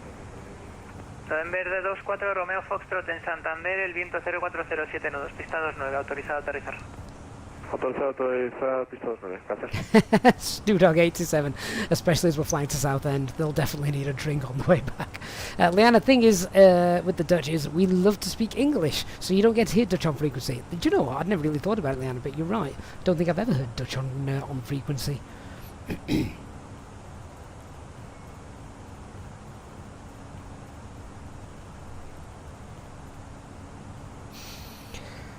Right, let's do something useful. Shall we have a look at our... we're going to enjoy the nice view of Bilbao in a moment, but... Shall we have a look at the NOTAMs for Southend? And I don't know Southend Airport at all, so... see what it's got. Or not got.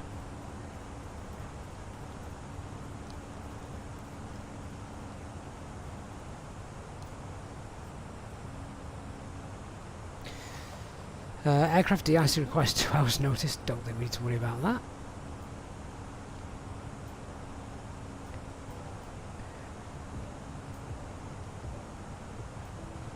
Southend control area is basically deactivated and the aerodrome's closed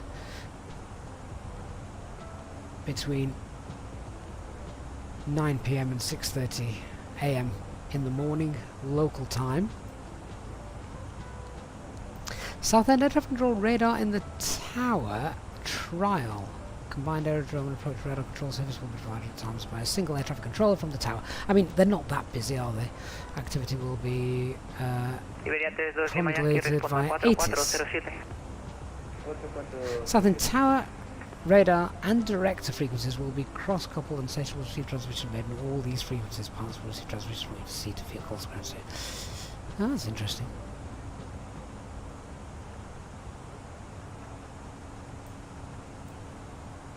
Diversions accepted when passengers embarkation and use of passenger terminal is not required.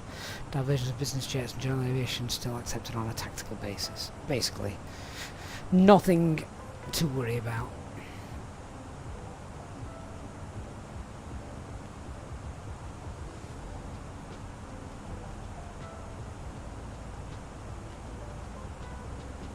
Kevin didn't speak in French on frequency contribute to a near miss or similar, something to do with a misheard altimeter setting. There was something regarding a missed altimeter setting and an aircraft was basically flying at 30 feet from the ground or something stupid. I forget the intricacies of that case.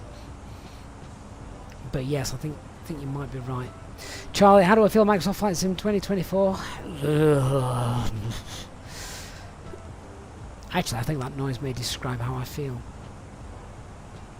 How about, have I used the Lido for... I don't use Lido, no. I use the Easyjet layout because, well, obviously, with the Easyjet colours.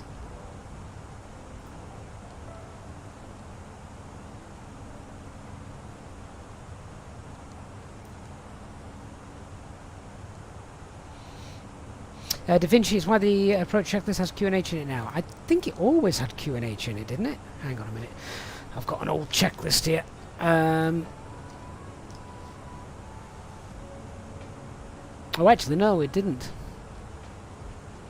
Yeah, I've got a real world Easyjet checklist. God knows which aircraft this was nicked from. But no, actually, no, it didn't. This is back when we used to the line and below the line and all that stuff. That's now gone, of course.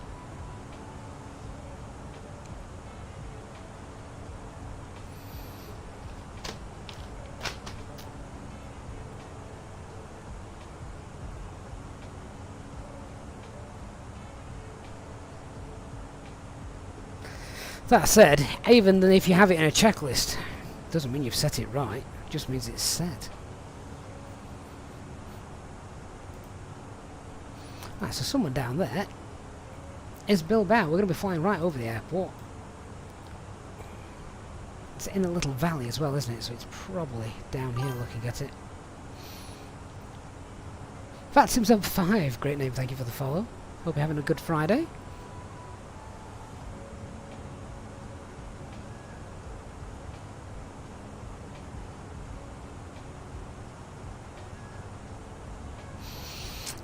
So speak about Flight Sim 2024, Elliot says, I'm excited for it now that some of the important questions have been answered.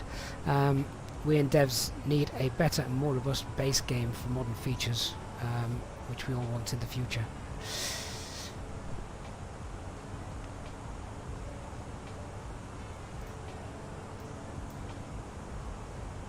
Thought we'd just hit a bit of turbulence then. We just bobbed up a little bit, didn't we? I think the reason there was so much outrage, and I've touched on this before, was just because people didn't expect it. In the olden days, we expected a new simulator every couple of years because we couldn't update a simulator. You know, now you get updates, world updates, sim updates, and you just download them. In the olden days, you didn't. You had a CD, so yeah, the only way to update it was to get the new version. Jack, yeah, keeping an eye on the Mini FCU. Looks good, doesn't it? Christian, how are you doing, mate? How are you? How's your Friday? Done with work, presumably now, mate. VATSIM, yep, we are absolutely on VATSIM at the moment. I think we're still under Madrid control as well. Charlie, as a skydiver and a fan of Microsoft Flight Simulator, you hope it's good with the skydiving bits. I wonder if you're going to be the pilot or the skydiver, though. Elliot, the shell of FSX in the code is holding back our current sim and needs a rewrite. It'll be interesting to see how much of it is rewritten and how much of it is based on Microsoft Flight Sim 2020. VATSIM subnet, no, I'm not a controller at all or anything like that on VATSIM, just a mere pilot.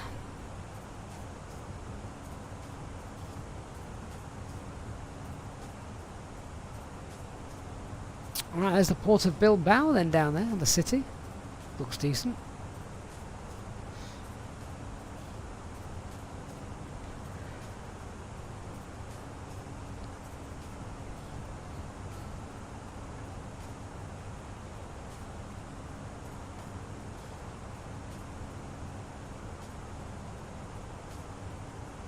November 24 Romeo Foxtrot, continúe por Tango, Puerta Bravo y estacionamiento número 5. Continúe por Tango, luego Bravo, luego puerta número 5. Gracias. VATSIM 5, welcome to the channel. Hope you're having a nice Friday. November 24 Romeo Foxtrot, ¿podemos ir a parking? November 24 Romeo Foxtrot, sí, como no. Continúa el rodaje vía Tango, Puerta Bravo y su estacionamiento es el número 5. Perfecto, es que no lo veía. Gracias. Thought that looked like a little airport down there, actually. It looked like a little strip. I don't think it is. Don't go and land on it. Someone might not be best pleased. Translate 46, Juliet Quebec, you're in my airspace. Switch to Unicom 122 decimal 8, goodbye. Unicom arrive today for 6 days, Quebec. Iberia 32 Lima Yankee, está liberando mi espacio aéreo. Unicom 122 decimal 8, feliz vuelo. Unicom 122, gracias, hasta luego.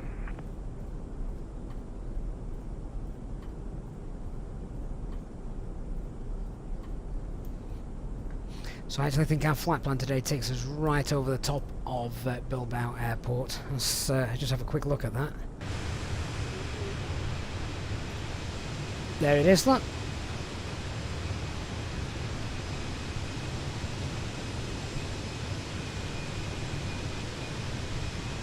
Doesn't look like there's anybody there at the minute.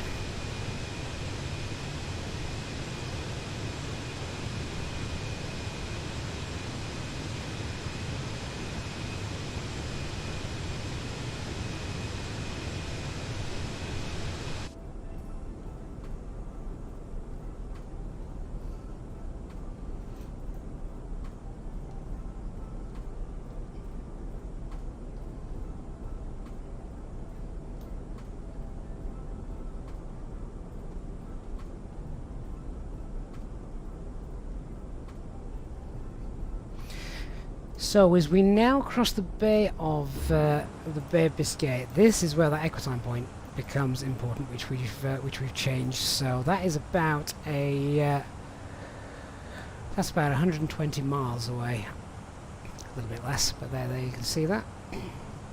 So places to jump into if we need it. Bordeaux, and a little bit further up, and then we've got Nantes at the other end.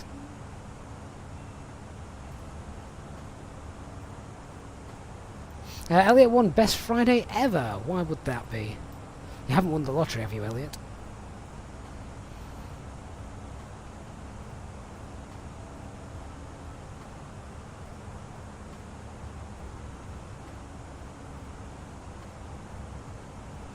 Flight since the scenery looks terrific. Yeah. Muchas gracias por el control. Amir 24 Romeo Foxtrot, recibido, buenas tardes. Hasta luego. So let's just have a quick look. When do we leave the Spanish Flight Information Region?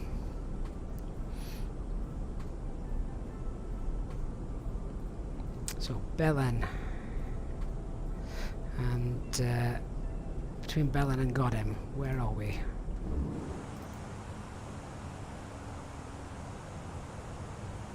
Now Belen's coming up, so they'll tell us to contact. Well, they would tell us to contact the French, but I don't think they're online.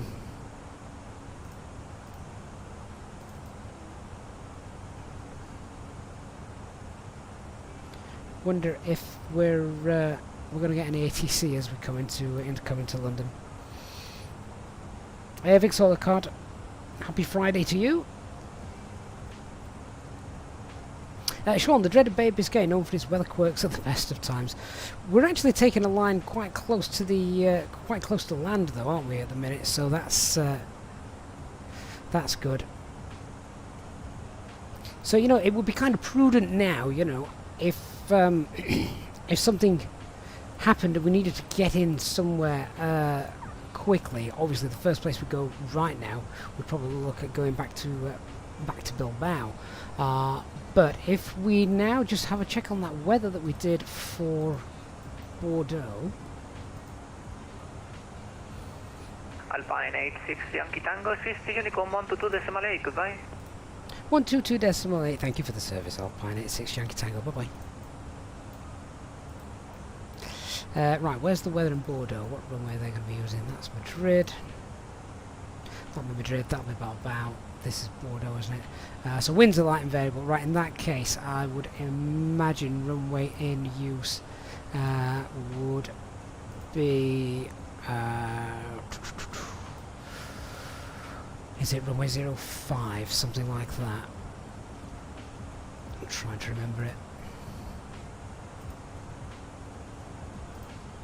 Ah, that was a good guess. Yeah, so the RNP approach to runway 05 coming in via Durax. So it's not a bad idea to go to our secondary flight plan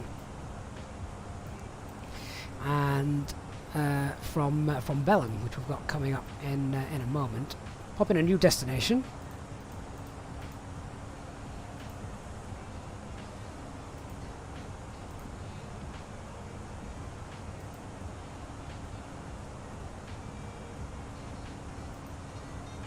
RNAV 05. I wouldn't know which star it would be. Let's see if we can get a bit of a help. That one's coming from the north, so so not that one. I'll tell you what, it'd be easier if I do this, wouldn't it? There we go. So not that one. CNA is obviously coming from the north, so that's no good to us. LMG, that's coming from the east, as is that one. Might be one of the Vavix arrivals. Royan.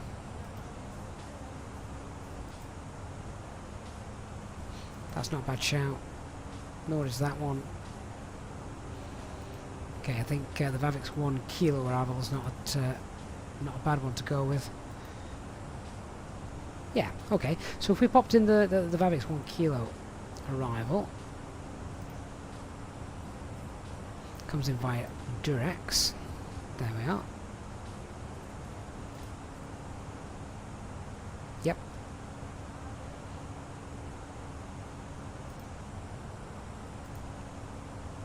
And so now, if we needed it, we've essentially got an arrival into Bordeaux already there and waiting for us, just in case something something nasty happened.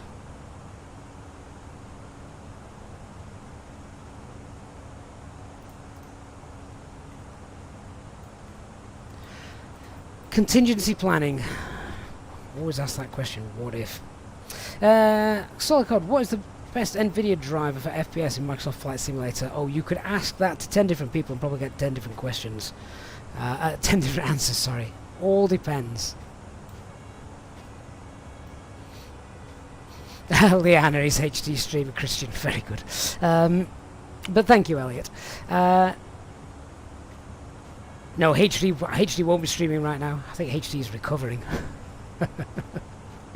Bless him. He's working too hard at the minute.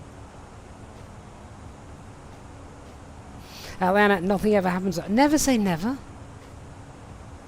Elliot, you found the latest driver to be perfectly stable. See, I'm wondering, do we or don't we update?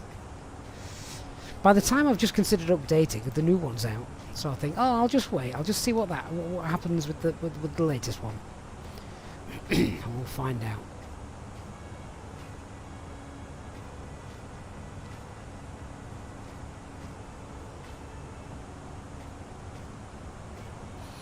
I think we might be a bit too far away, aren't we, to actually see the French coastline. Oh no, we can see it. Only just. But it is there.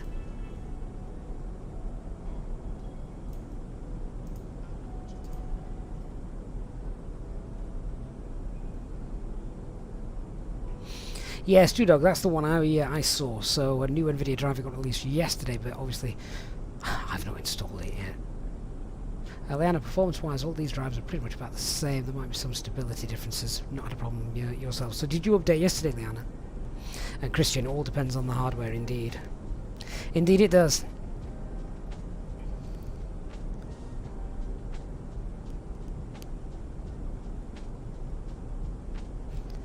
I'm very much of the mindset, if it ain't broke, don't fix it, though. Christian, you think the newer 4000 series cards tend to have less issues with the new drivers? Well, I suppose, I guess that's what they're more geared towards, isn't it? That's what they're, yeah, that's what they're geared towards, and technology moves on.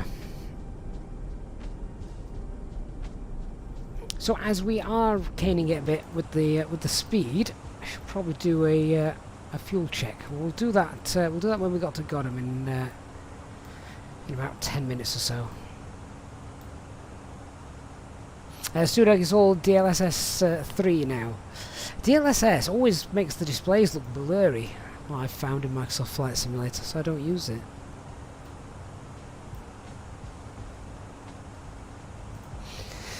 Let's have a look at the information for the arrival.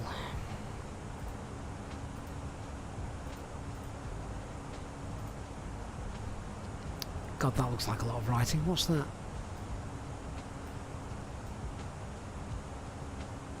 Taxiway Delta, we won't be using that.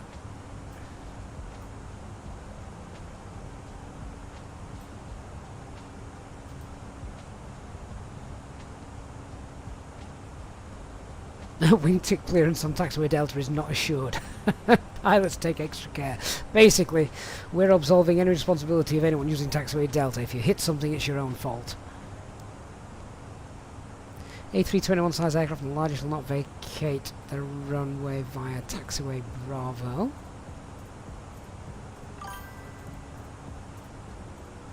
That sounds like a very strange statement to me. Clearly that's more to do with weight than it is size. A321 sized aircraft. New VATSIM pilot, welcome to the channel. Mr. Cash.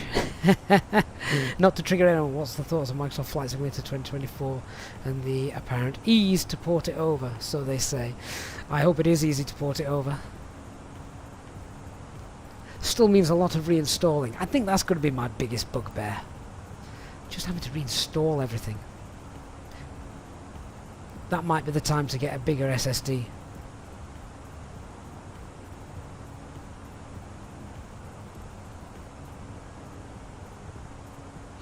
Hey Francois, good afternoon to you.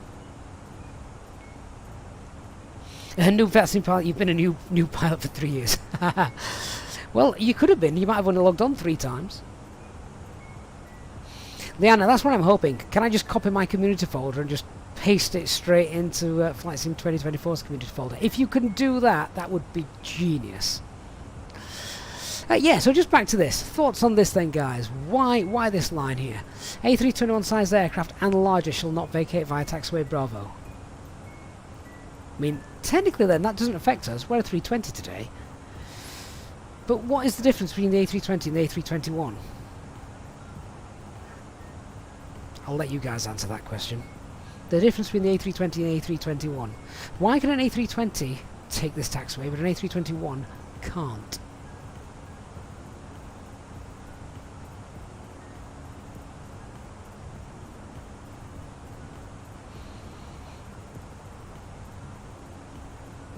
Ah, so Liana, you kind of fell into the trap that I set there.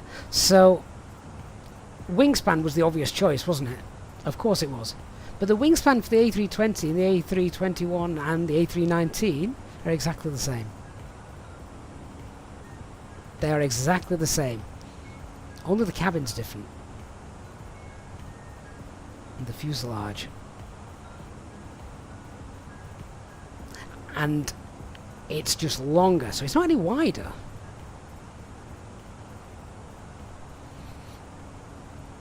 They're all 34 meters wide. So yeah, it's larger in terms of the length of it, but the wingspan's exactly the same. So Christian, yes, that's where I would go. I would say the weight restriction is the issue, because it's obviously heavier. So that little taxiway there is clearly not built to take the weight of anything bigger than really of an A320. So then that begs the question: they use an A321 as the aircraft size. How would that be if you were flying a Boeing? Maybe they should have put this. I just think this is a bit ambiguous. Maybe they should put a weight restriction, say aircraft over basically there's a maximum taxi weight on this aircraft, on this taxiway.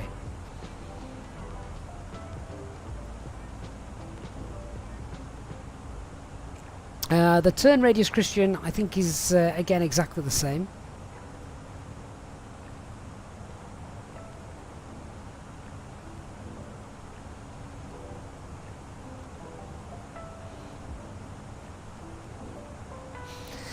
So let's carry on. All code D size aircraft must have a fallen meat or vehicle or be towed. That's alright, we're code C.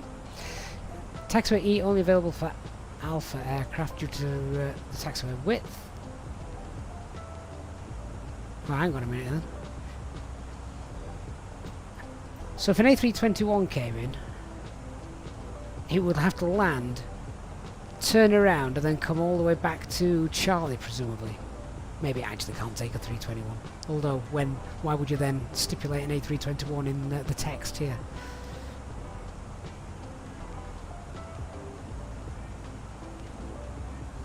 And it talks about code D sized aircraft as well.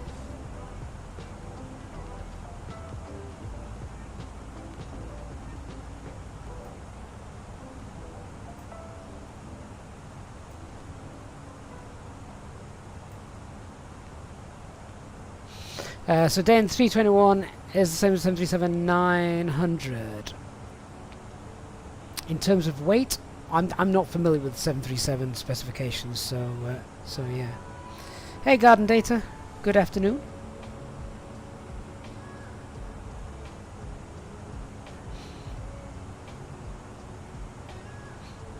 Oh, Da Vinci, you're gonna make me get my you're gonna make me get the FCOM out now. Turn radius of 321, is it not 24 meters?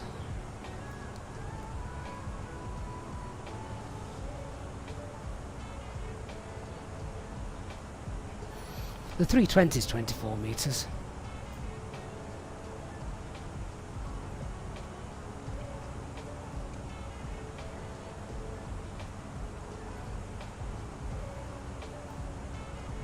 Anyway, that doesn't affect us. We can get in and we can take Bravo and then Bravo and anywhere, any of the stands. Low visibility procedures. We're not going to have to worry about that today.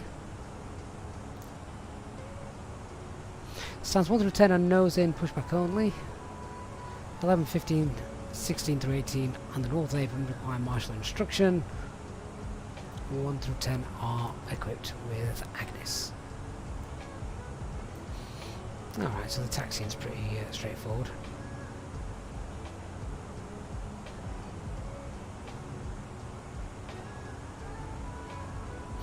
Christian, turn radius is 22.6 meters. Really?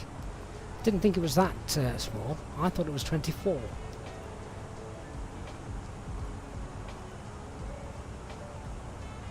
Distance from landing into the nose was the same, so the turn radius should be the same. That makes sense. Someone ask ChatGPT, what's the turn radius of the 19, the 20, and the 21? See if it gives you conflicting answers.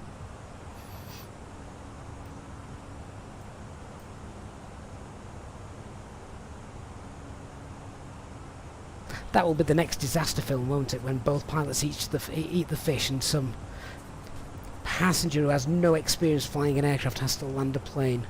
He'll be asking artificial intelligence to help him. There you go. That's the next blockbuster idea.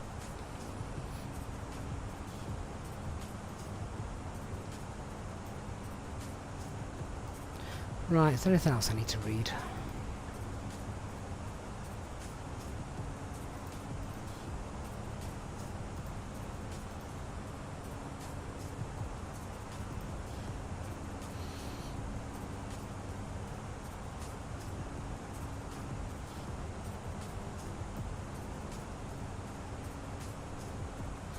Preferential runway system, right, so 05 is fine. Hey, Wet Lemons, good afternoon. Says, loving the rafter streams over the last couple of days. Glad you're enjoying them. Paul T, ChatGPT might get advice from sim pilots as well as real ones. Could be challenging.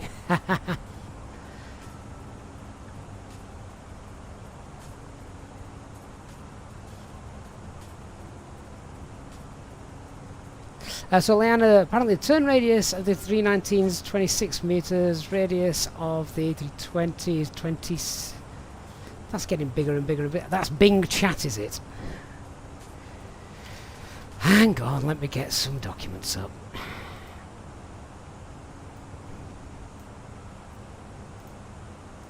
See if we can put this to bed. Of course, I've got to be able to find the information as well.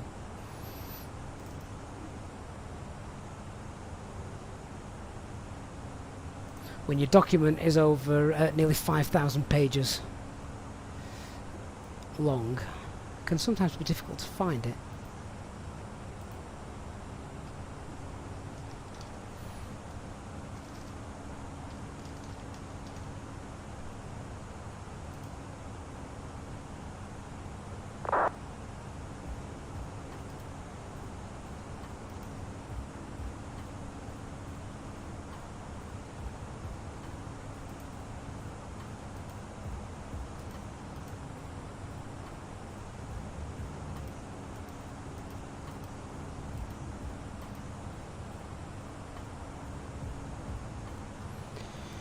Right, it's not in that document.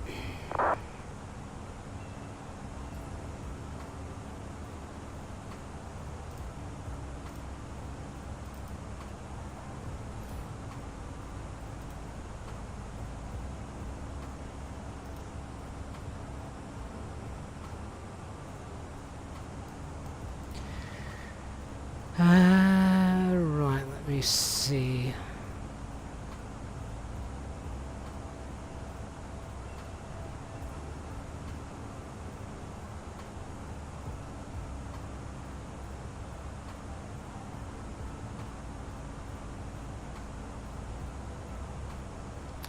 $180 turn on the runway. Let's have a look.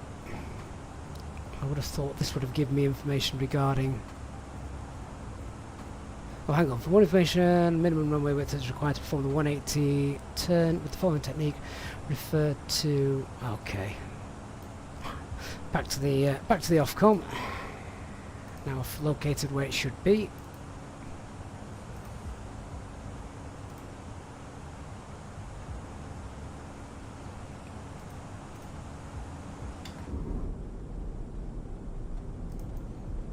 That's interesting.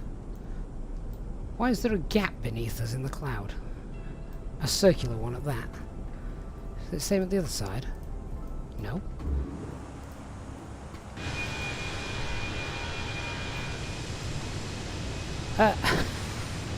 Well, that's weird. I've not seen that before.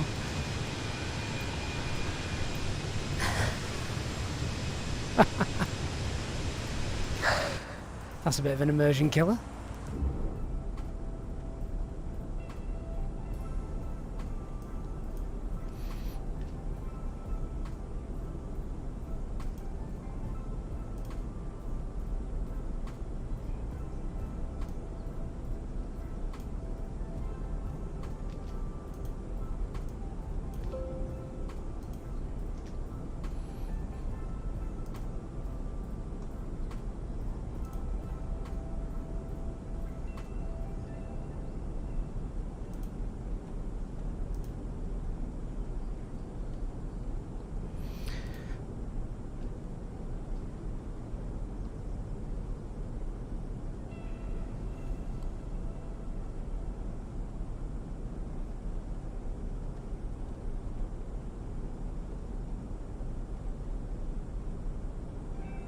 Right, minimum turn radius. Let's have a look.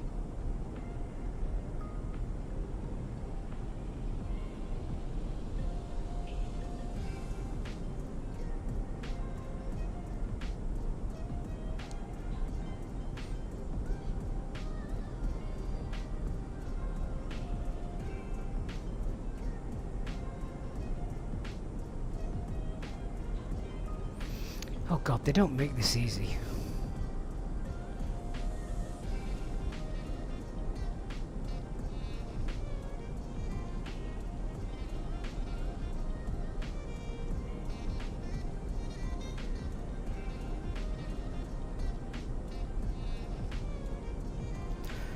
Right, A321neo. With the recommended 180-degree turn technique on a dry runway, the approximate turn width is 30 meters. Flight crew should consider an additional margin when the runway is wet or contaminated. So that's an A321neo, 30 meters. A321... sorry, no, A320. Approximate turn width is 24 meters. A319, approximate turn width is 21 meters. So, yeah, there are differences.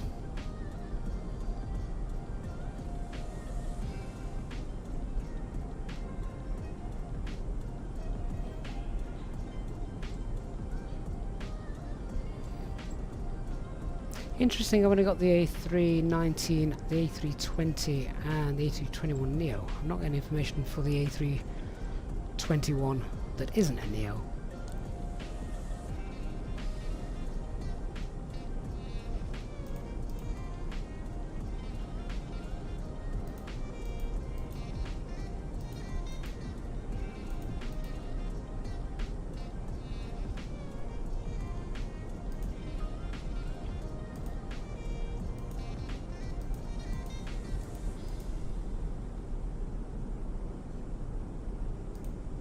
Well, anyway, there we go. So, It is. I knew the A320 was 24 metres. I couldn't say for certain what the others were without looking it up. But yeah, the 319 is 21 metres and the 321 Neo is 30.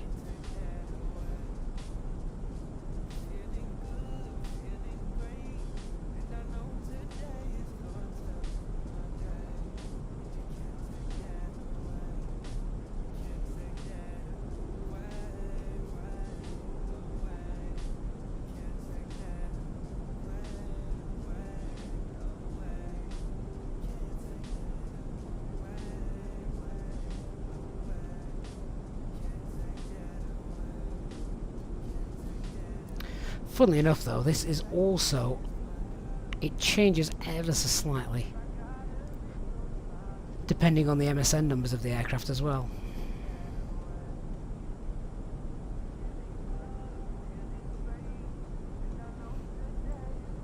Anyway, that's enough of the technical manuals. Let's get out of that. Christian, what have we learned today? Never trust answers on the internet. No. Only get them from the official source. Hey, Garden Data.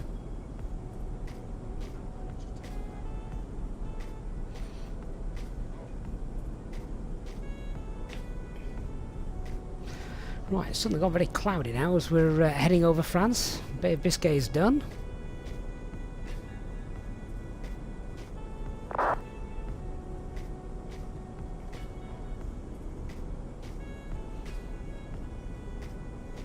Eliana says ChatGPT then did get it right from official sources. Why? Did it read out exactly what I've just read out for you, Liana? I didn't see what you put. If it did, that's quite impressive. The next thing you need to do then, Liana, is the next thing you need to do is ask it for a flex takeoff calculation for the A320 Neo. Under a stipulated and give it some conditions: runway length, takeoff weight, flap configuration. See if it gives you an answer.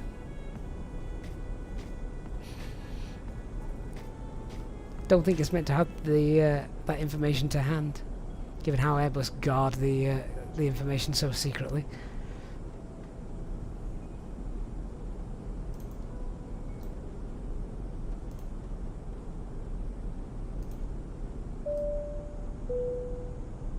In just a few moments, we'll commence our in-flight service, offering you the chance to purchase from our selection of fresh food available today. Full details can be found in your in-flight brochure.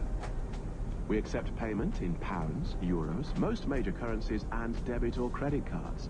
The correct change would be greatly appreciated, and if we could be of any further assistance, then just ask us as we join you in the cabin shortly. Oh, Viva la France! Here we are. Should be on the ground, hopefully in a little over an hour. So I do want to do a fuel check. Now we're just passing Knockor, then we've got some en route weathers. Top of descent's now coming into view, so we probably need to start thinking about setting up the box and stuff. Yes, Knockor, let's see.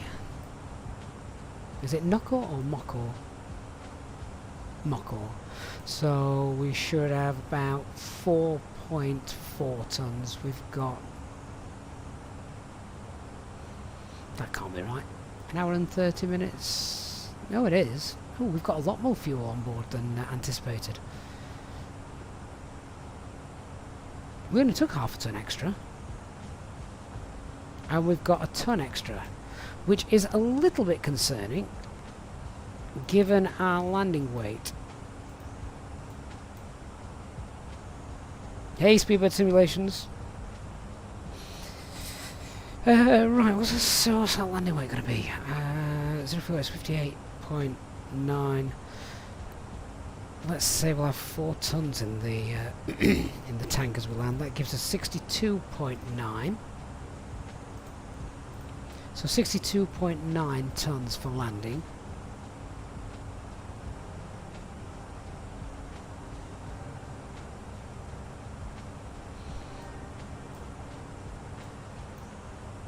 It is dry. Oh, we're on runway 05. Let's grab the latest weather.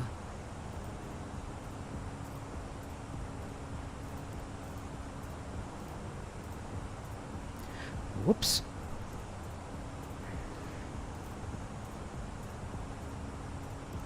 Oh god, that's going to be close. Okay, medium motor brake is going to be. And that's with no reverse. Max reverse, that actually hasn't changed anything. To be fair, reverse works better when the runways are wet. Max manual will be fine. Susie, GCSE's completed. Bonfire tonight. Congratulations.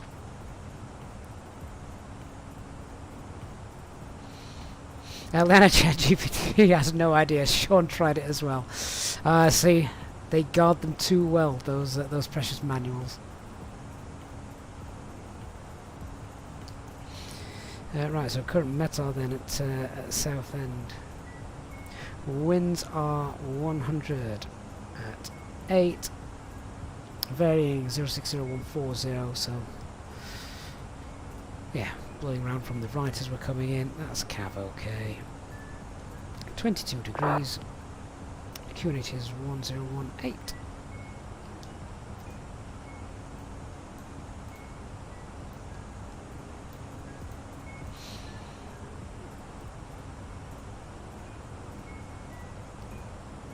Well, that would be shocking if it actually gave information on this. It would be. Of course, then, you know what we'd all do? We'd all jump into the simulator to actually try it out, wouldn't we? You know we would. I certainly would.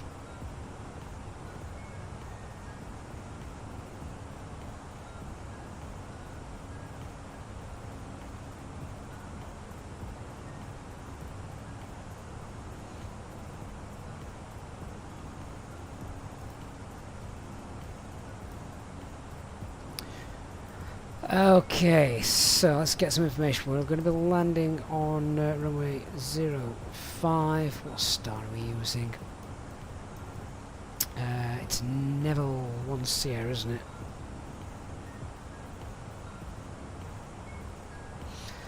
Navaids, and we're going to get down to flight level 220 when we start the descent. It's got some speed restrictions. Southend's got an NDB SND.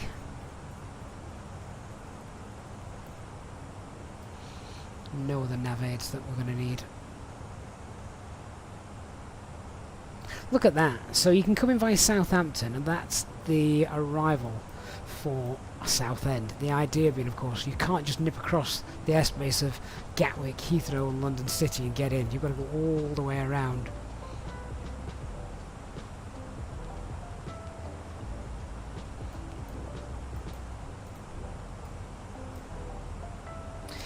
So we've got transition altitude 6,000 feet. What's the platform altitude for this? 2,000? That's quite low.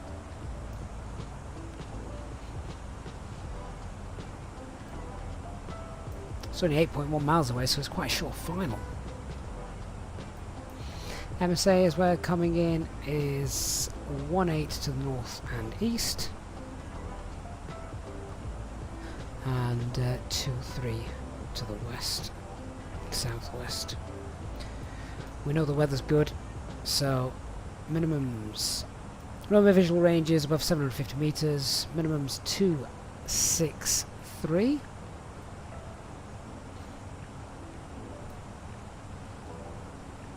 Airfield elevation 55. ILS identifier is ISO. Track 053. And the missed approach is straight out to 2,000 feet, or a minute after passing the locator, whichever's later, and the left turn heading back to back to the locator, 2,000 feet.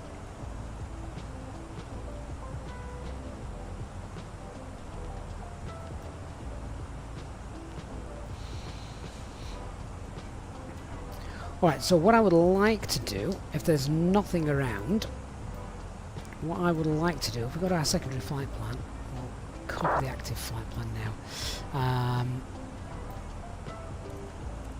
It would be nice. This all depends on traffic, of course.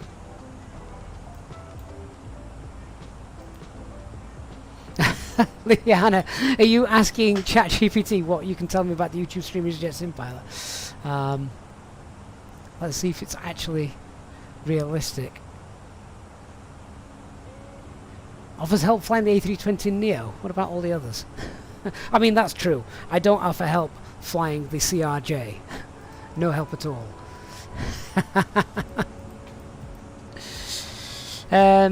Yes, so what would be quite nice is if we could go sort of direct from Suxox or even Netview straight to there. That would be that would be pretty neat.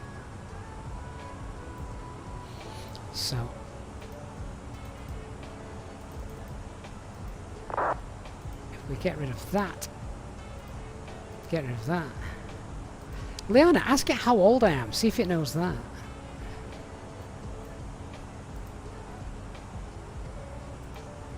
Sean, you always thought the A320 was Cat B. No! No. Cat C. Cat C. Definitely Cat C.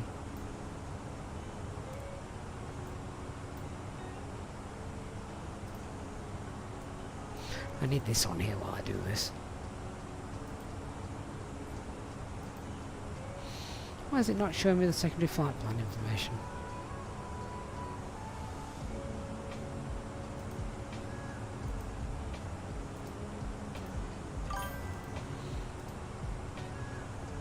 There we go.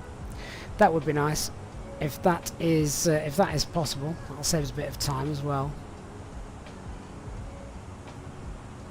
Leanna, it doesn't know my age. Well, at least it tried. So that's 310 track miles, and our current flight plan has got 309 track miles. What, really? That doesn't make sense.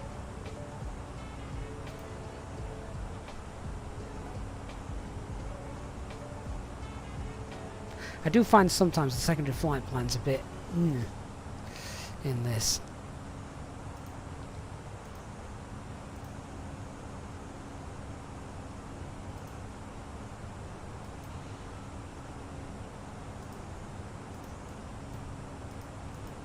Is it Mike Charlie, the identifier?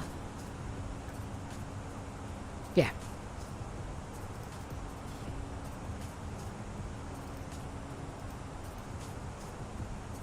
Just stick a ring around that to help with my my assistance planning as we get in. Okay, and let's go through through the box then. The only other thing I want to do is in the secondary flight plan. Just tighten this up. So speed here would be around 180.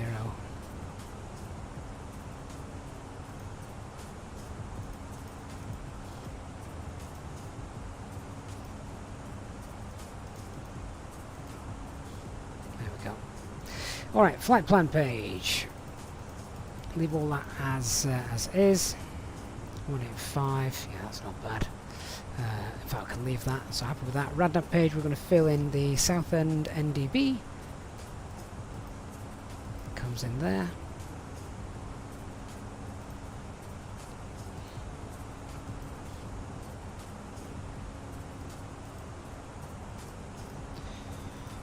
That's our runway.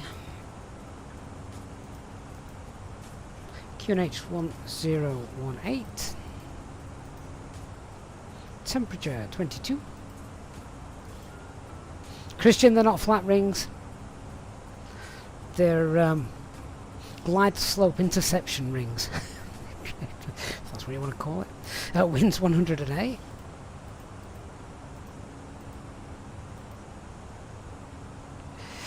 Going to be flaps full, given the short runway and our weight, and the barrow is 263.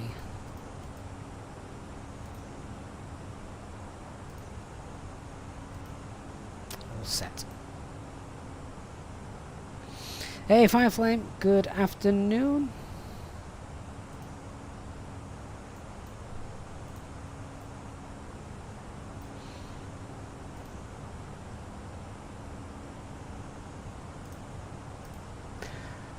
Right, so let's do the brief, then we can forget about it, can't we? So, starting with the weather as always. Weather coming into Southend today, we've got winds 100 at 8, so a little bit of wind from the right as we're coming in. It's cab okay, and temperature is 22, QNH 1018. I'm just going to pause the brief there while I set this on here, as is now SOPs. There we are, that's done.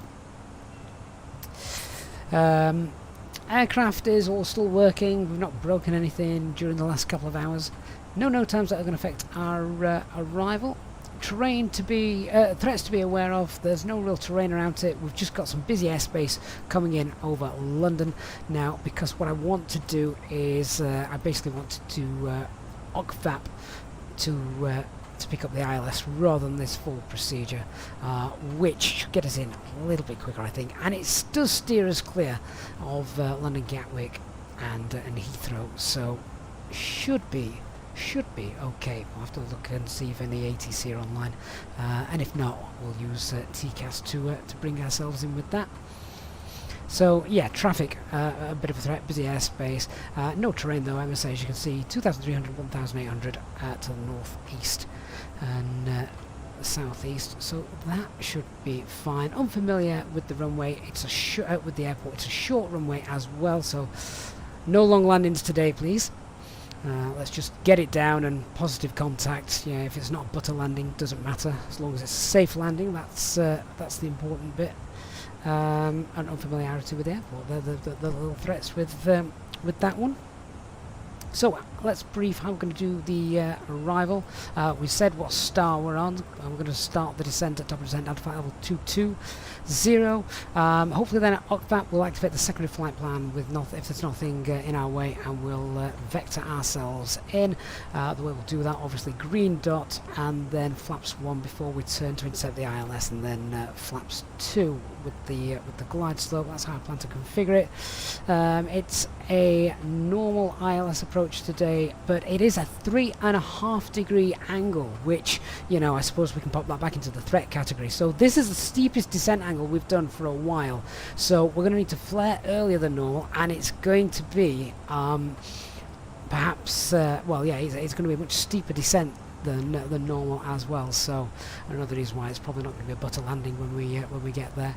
So we can we'll look out for that, getting down faster than normal. Our VAP speed is going to be just under 140, which means normally I'm looking at a descent rate of around 700 feet per minute. This is 850 or 867 feet per minute. 850 is probably a bit of a better guess, because it is 137 our VAP. But yeah, so it's going to be above 800 feet per minute as we're coming down that glide, so going to have to try not to smash that in when we arrest that descent as we enter get over the threshold. See how we do with that. The plan then will be after, hopefully, we've landed. We'll have a look at the taxi in a minute, but let's just check some other things regarding this airport and its runway. We do have PAPIs. They are angled 3.5 degrees, so that's fine. The runway width is 36 meters, so it's also quite a narrow runway as well. It's not the narrowest. We can land on 30 meters. That's the most narrow we can get on. So 36 meters is fine. So that's the approach on what we can look forward to. We are going to absolutely use auto brake medium, manual brakes if I think we're going to need it, with some reverse thrust as well, I think, today. And then once we've landed, we will vacate, hopefully on Bravo. If not, it's going to be Alpha. Can we take Alpha? There wasn't anything in here about not being able to take Alpha, was there?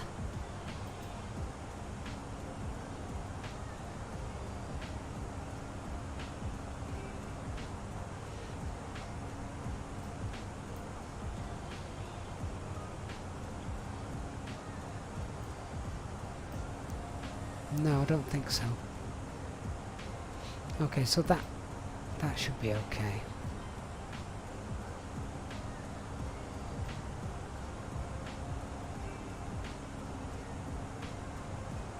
Alright, so If we can't get off at Bravo, then Alpha it is. I thought I'd seen something about Alpha. That's taxiway Delta. No, we must be able to get on at Alpha because there's no way that they're... yeah, there's no way we shouldn't be able to taxi back on this.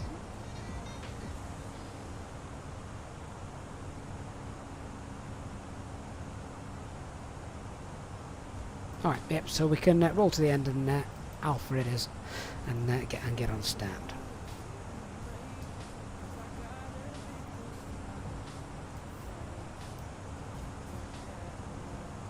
So that's how we're going to get in. How are we going to get out if we need to do the go around? Straight out on runway heading at climbing 2,000 feet a minute after passing the locator. Whichever is later, 2,000 feet or a minute. I would imagine 1 minute will be later. Then a left turn back to the locator. So that's pretty straightforward then, isn't it, that? Nice, easy, simple go around. Right, let's go through the box and check everything.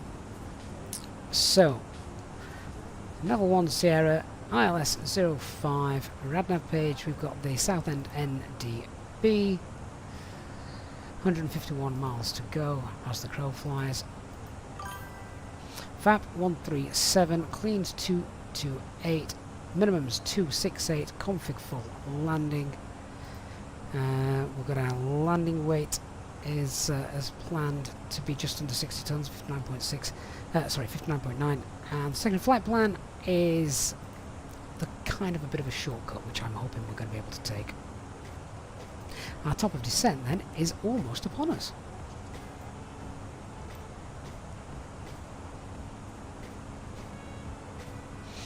Liana, ChatGPT doesn't know the legend Dark Fury for Scrumax, so it can't be ChatGPT that reported him.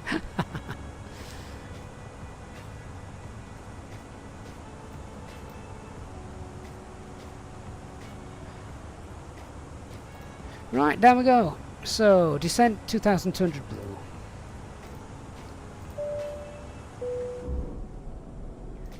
Ladies and gentlemen, from the flight deck once again, you will be delighted to hear that we will shortly be starting our descent into our destination, at which point the cabin crew will start preparing for our arrival. If you could please make sure that all the aisles are clear, the cabin crew are able to make their way around the aircraft without any luggage in the aisles, that would be most appreciated.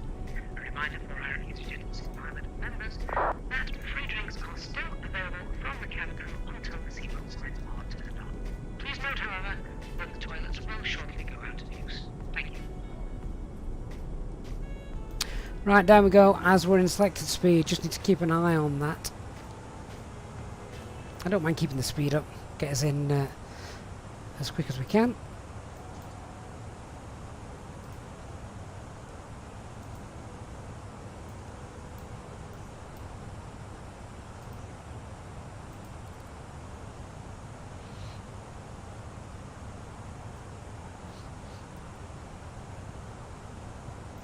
And if we are going to do that shortcut as well, actually, what I will do is just go to our fixers page, EGMC05, let's get another one in there, EGMC05, and if we pop in a 30-mile radius around that, that is where I need to be about 10,000 feet as we cross that. So we can just use that for a bit of help, because just looking at what we've got in there at the minute.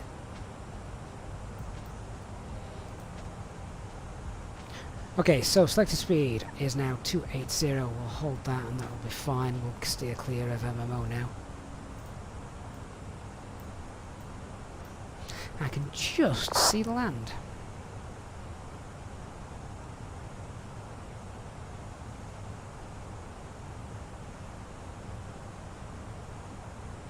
Sean, see, we're doing the arrival into Southend from Malaga early. Yes. Different aircraft.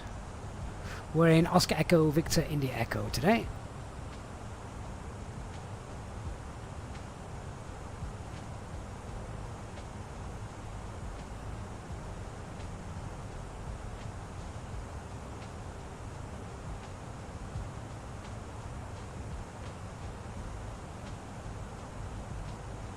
No one's told me that the overlay isn't working, so I'm going to presume that that hasn't been an issue today and it's been working fine.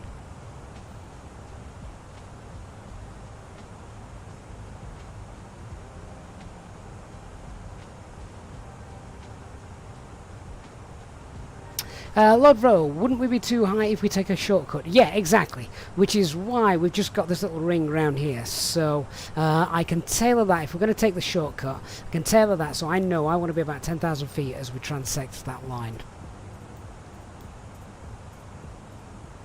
Leanna, new boy Sean, yeah, the overlay's behaved itself. Brilliant. Good news. Doesn't happen often. The overlay not behaving, that is, not good news. What's everybody's plans for the weekend then? Anything special lined up, guys?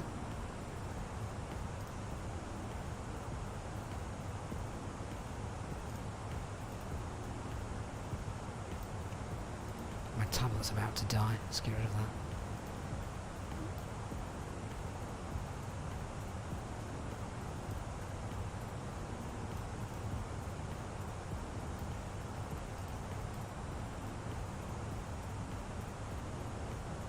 Wet Lemon's watching me stream. Barbecue and beer, that sounds like a good plan, new boy.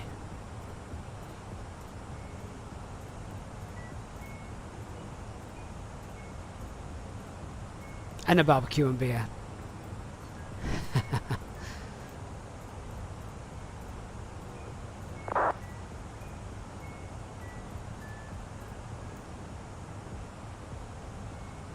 Da Vinci, you got a weekend off work so you can relax. Brilliant. Sounds like a good plan. What company message is that? Oh, I know what this will be.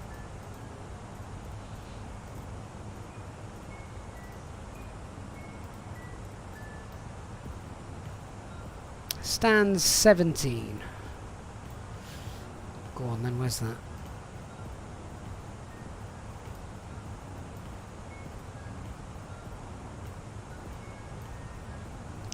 On the north apron.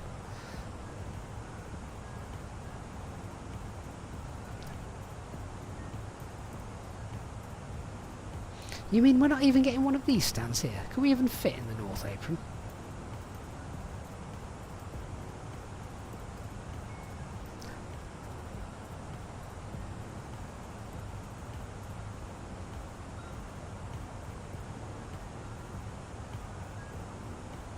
Just quickly reading this.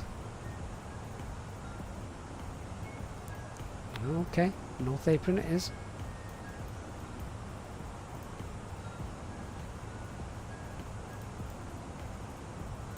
Fruit bat, doesn't matter what I plan, the wife will have jobs for me. Oh, Leanna, a bit of VATSIM, that sounds okay. Right, why are we so high?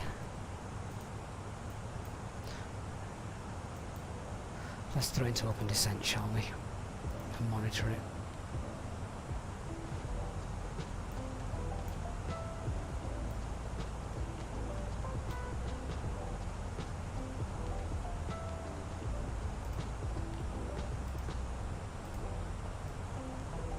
So flight level 90 OCFAB. Let's go down for that. Thrust idle, open descent.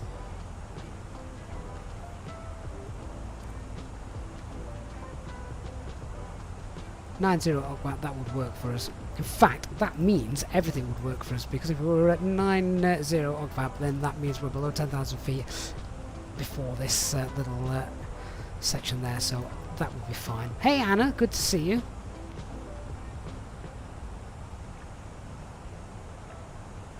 Oh, Sean Duff, you're going to be studying for an exam on Wednesday. Good luck with that.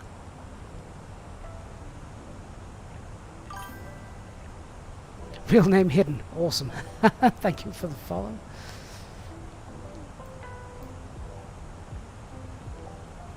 Oh, good grief.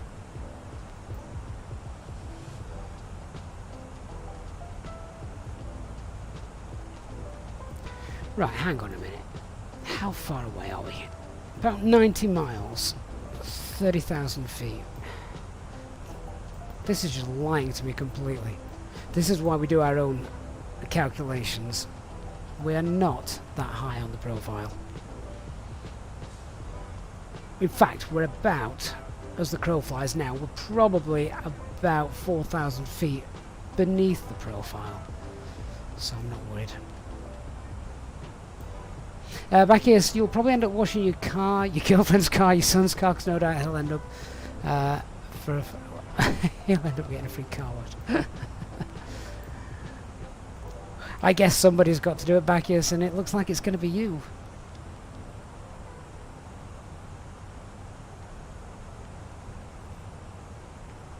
Right, if we're going for stand 17, can we pre-select that stand at the moment? No, it doesn't look like it. Doesn't look like it wants to work anyway.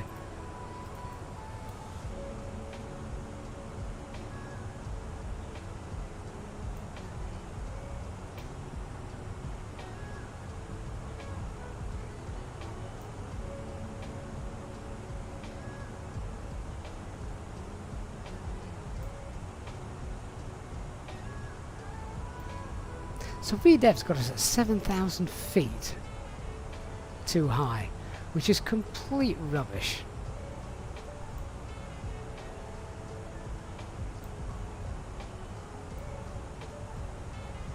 We're 80 miles away.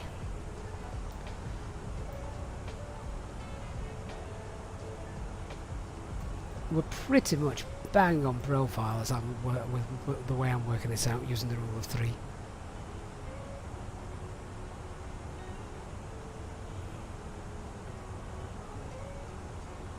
So at 20,000 feet, 20 times 3 is 60. That's 60 miles. So at 20,000 feet, when if we're 60 miles away at 20,000 feet, that's bang on profile. Obviously, it helps to be a little bit underneath it, so because we've got to slow down. But yeah, this that's absolutely fine.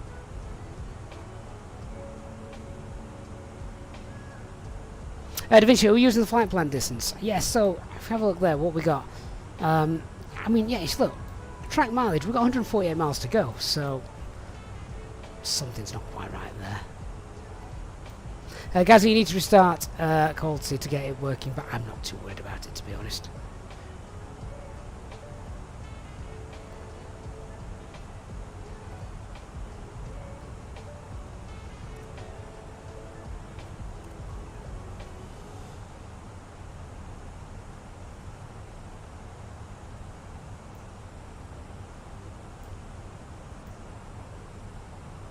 Yeah, Da Vinci, that's exactly what I'm doing, mate. So multiplying what we need by 3 and adding 10 for slowing down. And the profile's still fine, because oh look, we're at 20,000 feet now, that's 60 miles. 70 miles if we want to add in the slowdown mileage. And we're 71 miles out, so that's as the crow flies, which is effective what I'm going to do. So profile-wise, we're bang on. I'm not worried at all.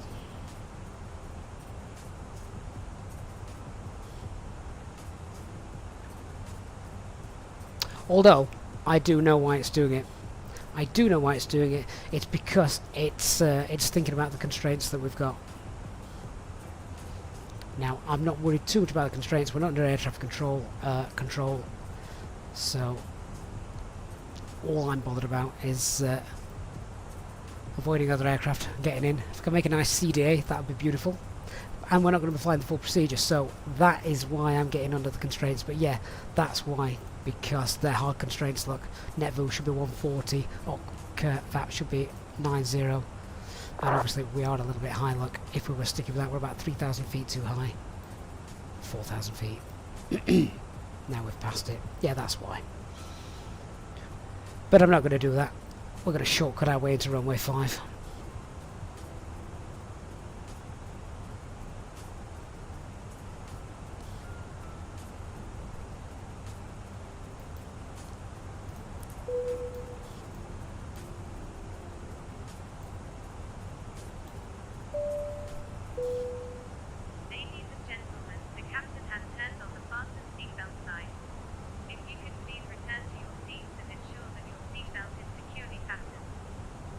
Traveling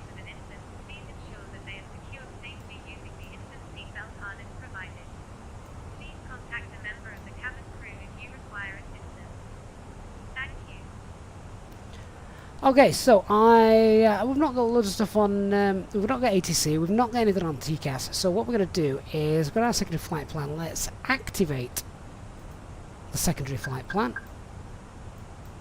And now we're going to go direct to the center fix. So there we go.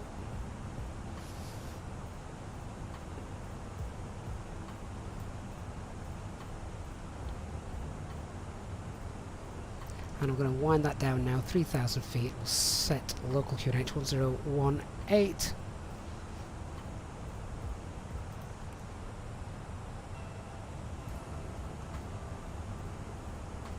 I will give that descent VS mode now, 1,200 feet. So the approach checklist then, so bar FQNH is 1018, seatbelt signs are on, minimums are, they're not entered now because I haven't got the destination in there because we've just activated the secondary flight plan and we didn't pop it in. So QNH is 1018, temperature is 22, the winds are 100 at 8, and minimum's 263.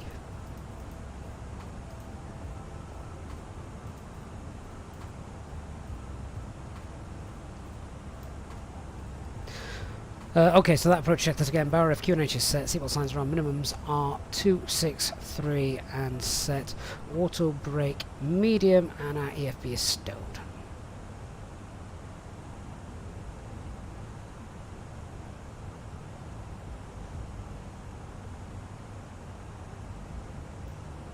We'll wind that speed back as well in a moment as we're getting close to 10,000 feet.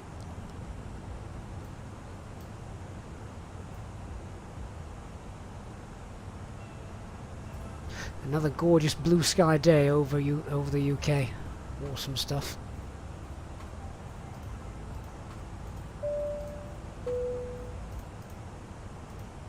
Ladies and gentlemen, from the flight deck, you may have noticed that we have just begun our final descent into our destination. If you could now assist the cabin crew by tidying up your tray table and handing them any litter as they come around, that would be most appreciated. For safety reasons, we ask now that you please turn off all electronic devices or switch them to airplane mode until after we have landed. Please note that the aircraft toilets are now out of use.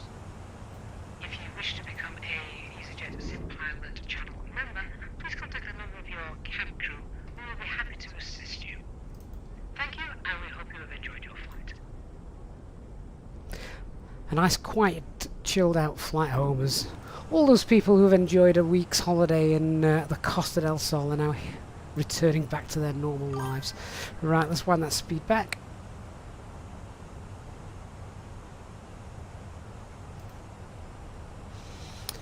We've got thrust side low descent, 3,000 blue still. If you've enjoyed the Friday afternoon flight, guys, please do me a massive favour, hit that like button before we touch down in Southend. 56 Destroyer, I am using the Thrustmaster TCA Airbus side stick and the full captain's pack. So we've got the side stick, we've got the thrust levers, spoilers, and flap lever add-on, etc.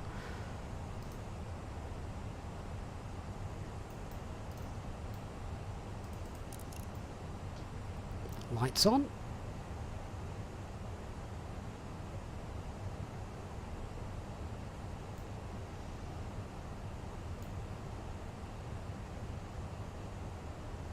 So you can see this is exactly what we wanted. I needed to be 10,000 feet or beneath as we pass this line, which we are. The ring here is where I want to be at 3,000 feet or below to pick up the to get the glide slope. Platform altitude is 2,000 feet, so we can get down below that, of course. I don't need to get 3,000 feet here, so what we can do now is we can go back into VS mode and just arrest that rate of descent a little bit. So VS 1000.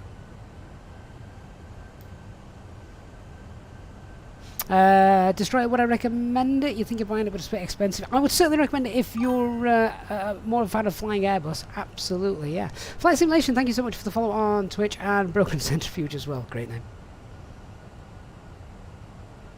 ST4X, anyone know why a reason why you get to the load screen for the sim and it just crashes? I would empty your community folder out. Sounds like a bad mod in there. Empty the community folder out so there's nothing in it. Launch it and then see what happens.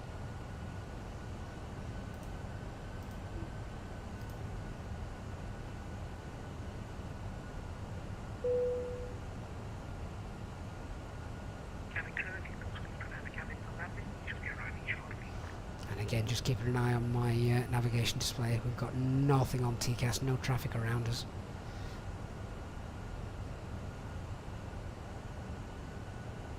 Might have some traffic high above us that may have just left Gatwick. But other than that, we're all good.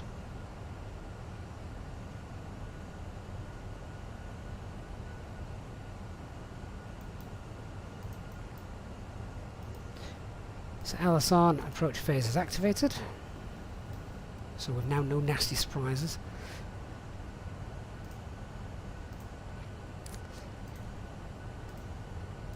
Is this an iOS DME? Yes it is, that's fine. Just wanted to check that before we touch down.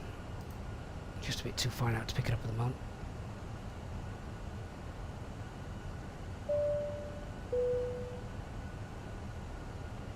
Ladies and gentlemen, we will shortly be landing. Please ensure your cabin bag is safely stowed with your laptop inside. Your tray table must be stowed, armrest down, and window blind open. You now need to be seated with your seatbelt fastened, ready for landing. Please help us by handing in any rubbish, newspapers, or magazines that you do not want to take with you. The toilets are no longer in service. So you can see now it's recalculated and we are below the profile, which is fine. As I say, this is 30 miles out now, where you want to be about 10,000 feet.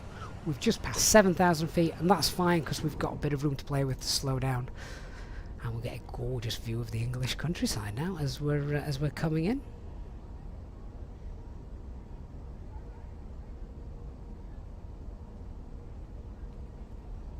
Arikan just watched one of our videos and saw that we had working weather radar on the fly-by-wire A320X. Are you sure it wasn't the terrain radar? Because it could have been. That was brought in a couple of months back.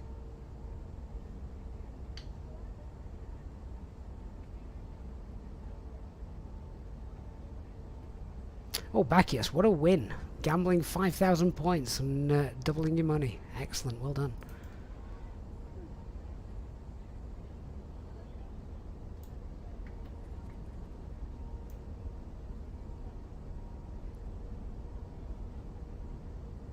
You'll get into that top 10 leaderboard if you carry on doing that.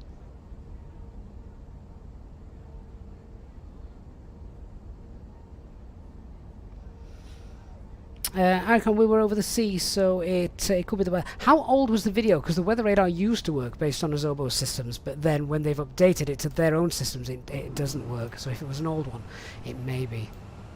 What lemons could it be available on the experimental version? I'm not sure. I've not flown the experimental version for a while. 1, 2, 3, 4. Any ideas when the fly-by-wire A320X is coming out? Absolutely not. Sorry. Oh right, if that video was 2 years old, then yeah, that was before the fly-by-wire team updated to their own navigation display systems. That is why weather radar was working then.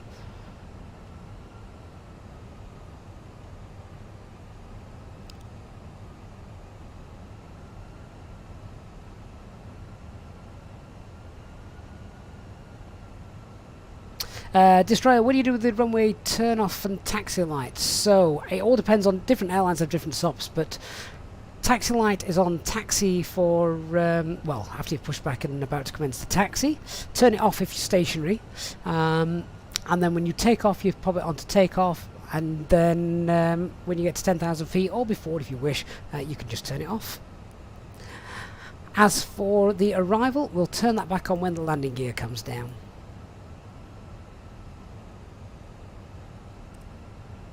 Right, let's start slowing ourselves down then. So we'll manage the speed.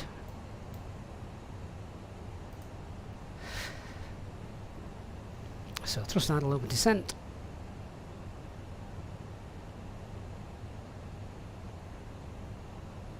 Dimitri, when do we expect weather radar in Flight Simulator? So it is a thing. sort of, very basic, in the default aircraft, but for third-party aircraft, sadly you are going to have to ask a Zobo.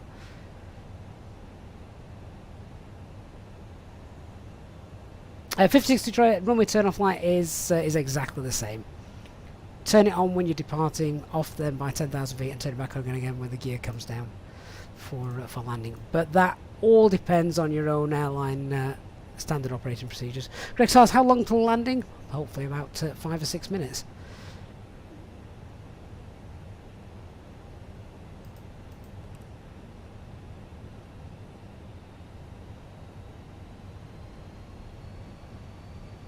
Right, platform altitude is 2,000 feet.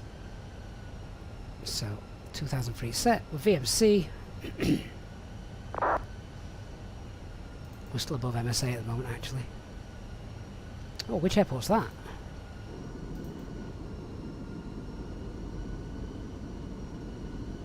That looks like quite a large airport for a non-commercial airport.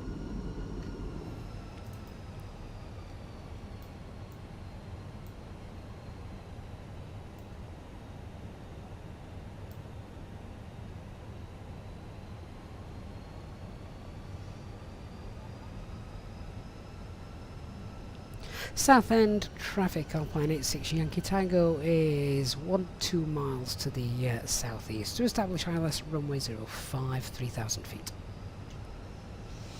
Ball pilot, is that Rochester? I don't know this part of the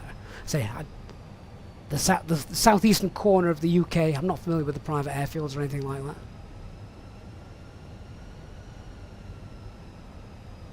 XR must be happy I'm back into the into the fly-by-wire systems after the ATR yesterday. That ATR yesterday, landing yesterday, I was quite proud of that. I was happy enough with that. Right, flaps 1, speeds checked.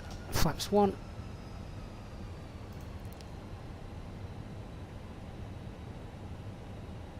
I thought at first it was Biggin Hill Da Vinci, but as I say, I'm not sure.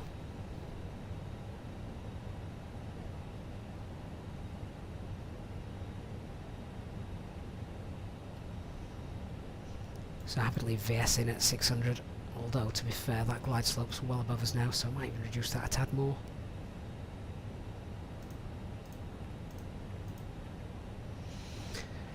So glide slope lock blue cap 3 dual to pilot 1 and 2 is in. This is quite a scenic approach actually, isn't it, over the mouth of the Thames?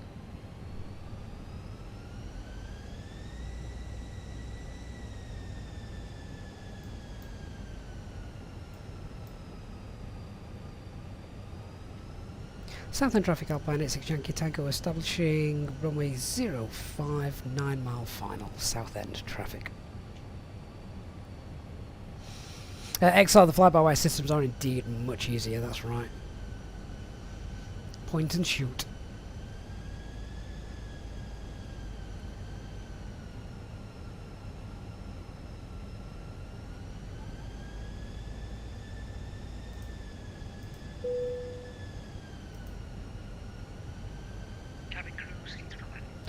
Got the airport in sight. Flaps 2, speeds checked. Flaps 2.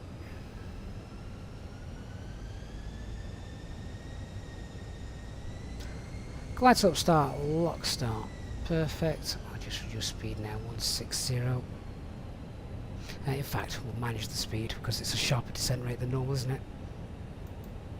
Mr. Approach altitude 2,000 feet is set. 6 mile final, gear down, spoilers armed. Flaps 3, speeds checked.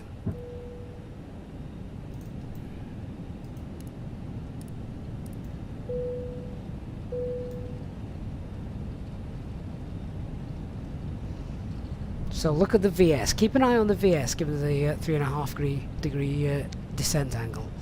And flaps full.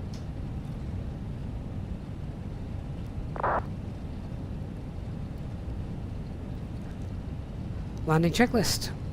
Cabin secured, go around altitude is 2,000 feet. Set Eco Memo, landing no blue.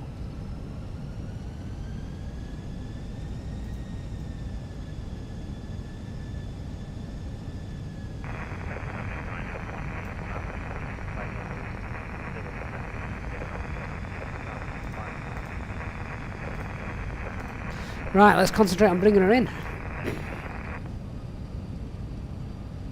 Actually really liked this approach. So look at this. Normally we're pitched up. And we're not. We're flying level at the moment. So, big difference. And we need a earlier flare than normal. But we haven't got a lot of runway to play with, so we're not going to. We don't want to overshoot. So, a solid landing will be the plan.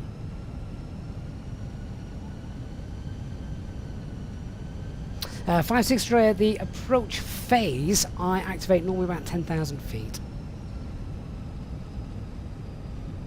2 whites, 2 reds. Autopilot R5 control. A little bit of wind from the right.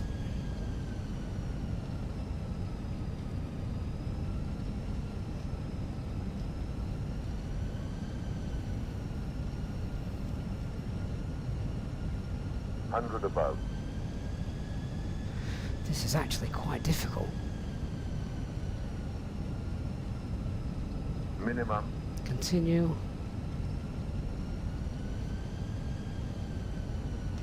Light slope. 40, 30, 20, retard. Get down. Get down. Go around.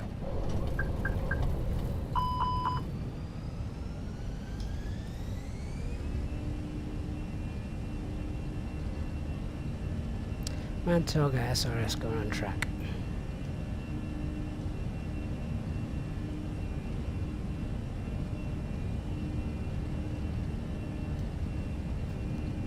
Gear up.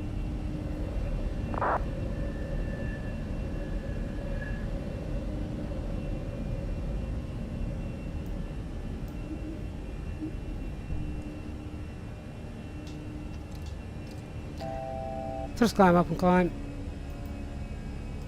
Autopilot engaged. Flaps 1.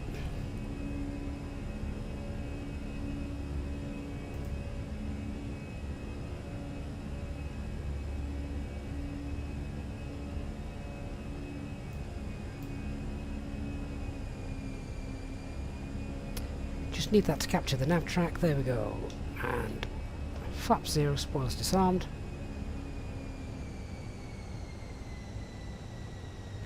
Shall we have another go?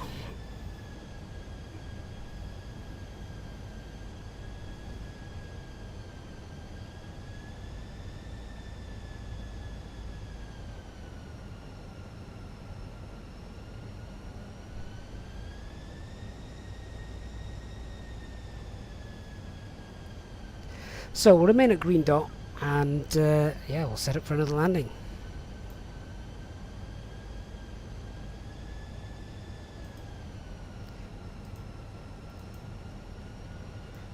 Approach phase is activated.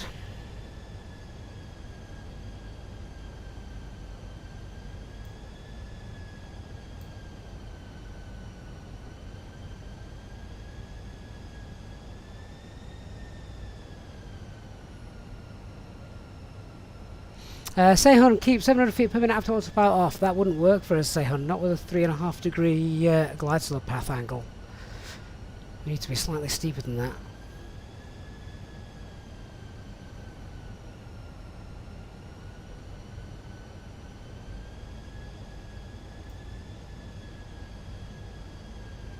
Okay, after the go around, let's just check the fuel. We've got 3.6 ton, that's fine. Chance for another go.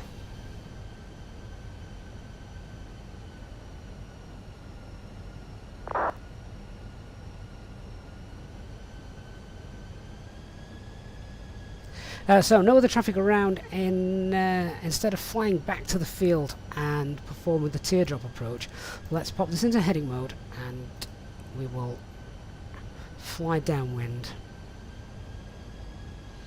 Heading 233.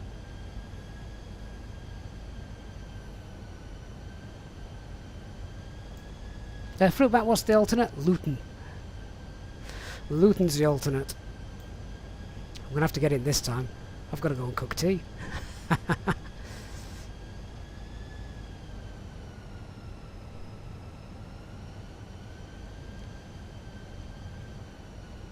Get value for money on this stream though, you get to see 2 landings.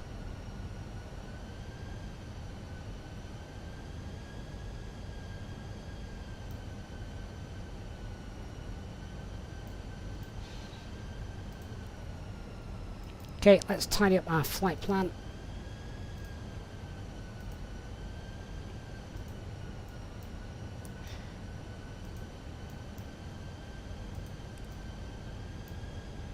And we'll have another go.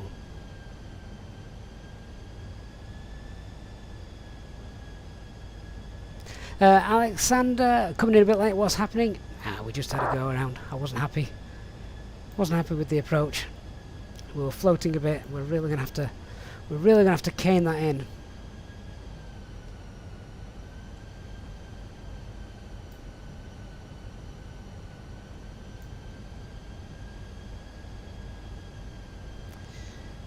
So then, let's have another go. Did anyone notice if the scenery looked good anyway?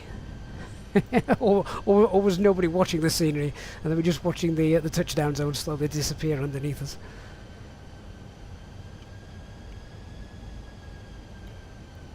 We said before in our brief, it's not a long runway. We can't afford to muck about with that touchdown zone. Long landing is a non-option for us.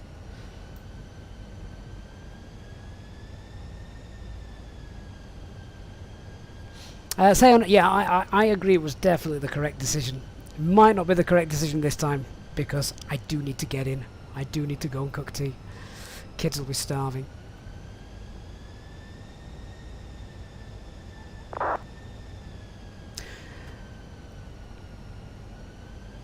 Okay, so when we see the glide slope starting to come up, we'll call flaps 1, reduce speed 180, and we'll have another go.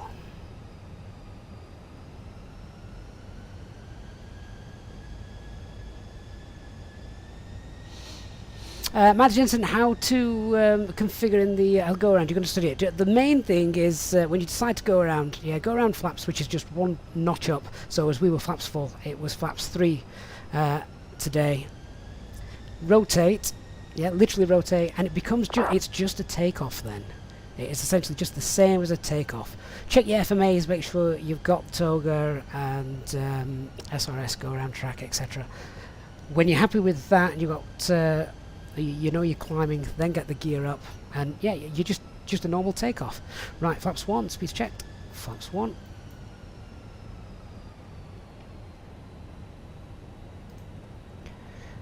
Roll that back. 180. Now let's have another go.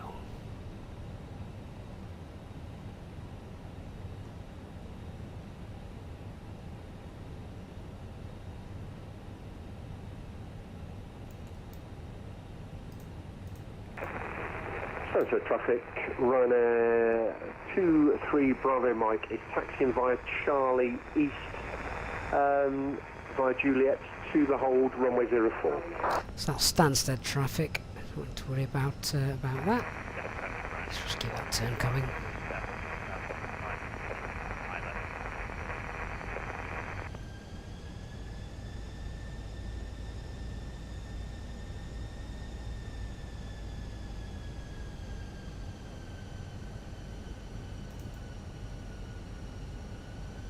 The Fenix is a lot nicer and more realistic for the go-around than, say, the fly-by-wire, just because it has the go-around track programmed in.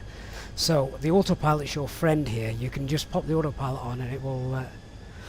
you can fly the go-around track then.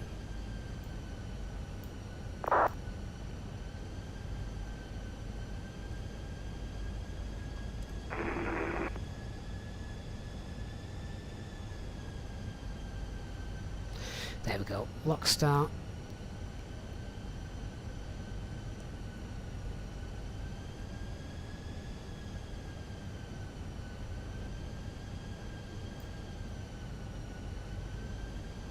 Let's try again. If anyone wants to practice some a challenging approach, this is a good one.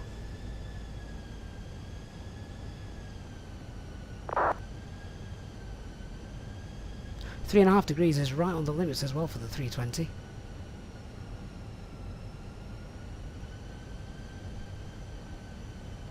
Flaps 2, speed's checked, flaps 2.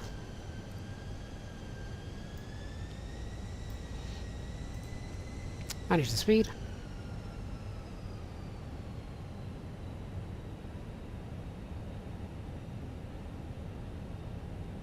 Glide slope star, missed approach, 2,000 feet set, and 6 mile final.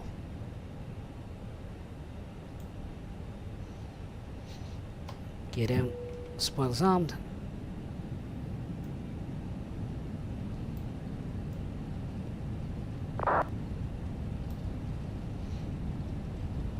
Flaps 3, speed checked, flaps 3.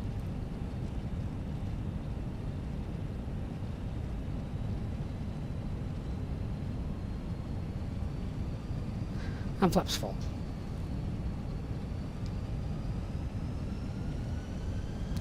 So technically we should also have done the approach checklist as well, so the bar RFQ and H1018 seatbelt signs are still on, minimums 263 and auto brake reset to medium, EFB is stowed, landing checklist, cabin is secured, go around altitude 2,000 feet, you can memo landing, no blue, where are you? I should come up in a moment.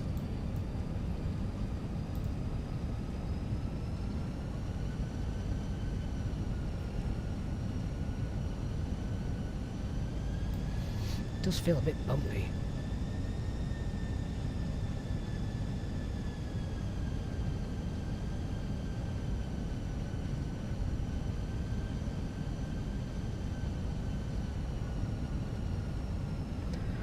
Why does the econ moment not come up? There we go. Landing no blue.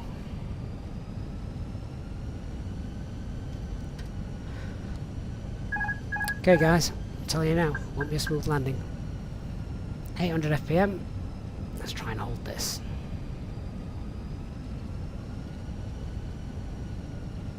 $500. Stable. Wind from the right, 15 knots.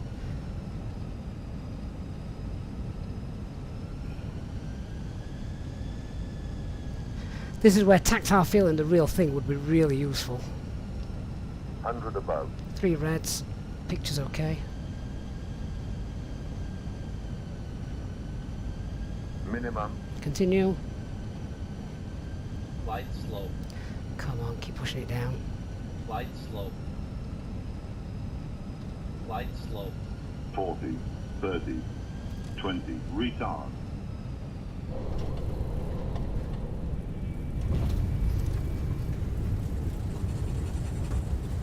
Bit of a one-wheeler landing, but it'll do. So spoilers deployed, reverse green, decel. Manual brakes. Let's go and cook tea. Right, so we can take Bravo. We're not a 321, so we're okay. We can take this exit. Ladies and gentlemen, the cabin crew will shortly be leaving their seats to perform safety-related duties. However, we ask that you remain seated until the fasten seatbelt sign has been switched off. Portable electronic devices for messaging, calls or internet access may now be used. Please make sure that you take all your personal belongings with you, checking in the seat pocket, underneath the seat and in the overhead lockers. Do take care when opening the lockers in case anything falls out. Smoking is not permitted until you reach a designated smoking area. On behalf of the captain and the crew, it has been our pleasure looking after you today. Our ground crew will help you complete your Easyjet journey. For the latest news, promotions, flight and destination information, check out our official Facebook page, Twitter or Easyjet app. Was that the touch round back here? It's 311. Do you know what? Nothing wrong with that. Can do that on a normal approach. 3.5 degree approach. We'll take it. We'll take it.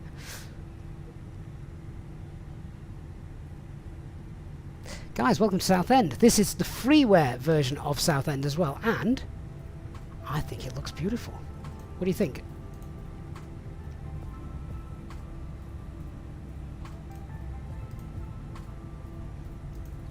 Now, I am going to see if GSX is going to work. Yeah, I'll take that. And you know what? I'm going to go stand 10. It's not the one we were initially told, but stand 10's going to do.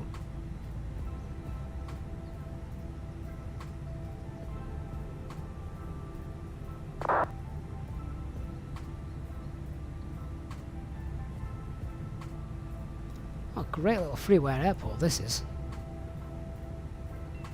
I highly recommend everyone go and have a go at that approach.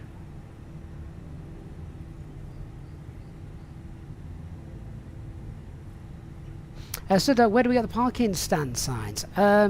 Parking stand signs, I think they're just part of the scenery. So this is FREEWARE from flightsim.to.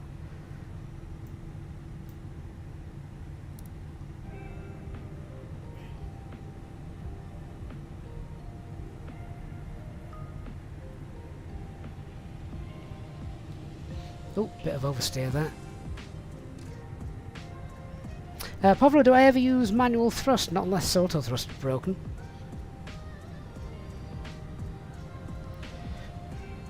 Bongo says this is the first time in human history that I think it looks beautiful and Southend have been used in the same sentence.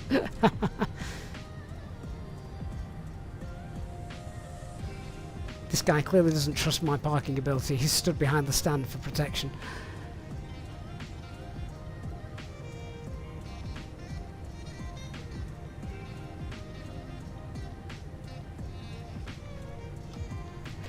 Right, parking brakes are set. Right, guys, thank you so much for your company this afternoon. If you are on your way out, then please, before you go, please do hit that like button. I'm not sure what my plans are over the weekend with regards to streams, etc. So keep an eye on our Discord server for more information. A reminder that both our airports today are available from flightsim.to, the Malaga airport and this Southend airport. I am going to leave you with not the full replay because, well, that would take forever given the go around that we had as well. But just to see us out for this weekend, whatever you're doing, I hope you're having a fantastic weekend. To our Easyjet SimPilot channel members, as always, thank you so much for the support you guys give. I look forward to chatting with you all on Discord as per usual over the weekend. Let me just set up the approach. Let's see if we can do this without breaking it. So we obviously came in, we took off, we went around again. Let's actually watch the approach that hopefully wasn't too bad from a passenger perspective. Thank you so much for joining us, guys. I look forward to seeing you all on the next flight, whenever that may be. Have a great weekend, and a huge shout out and thanks to those of you who've donated, contributed and supported the channel during our Friday afternoon stream. Looking forward already to our next flight together. Thanks so much, guys. See you again very soon. Bye bye.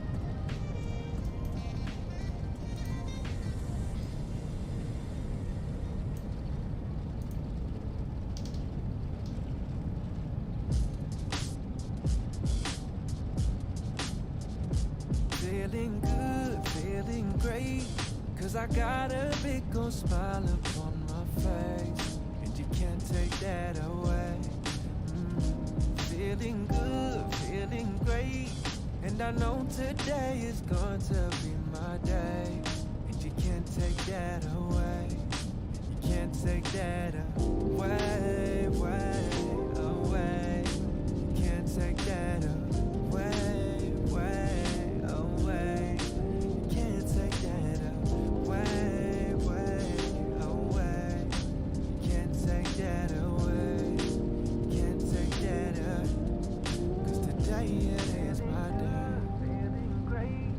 I got a big old smile upon my face, and you can't take that away. Feeling good, feeling great, and I know today is going to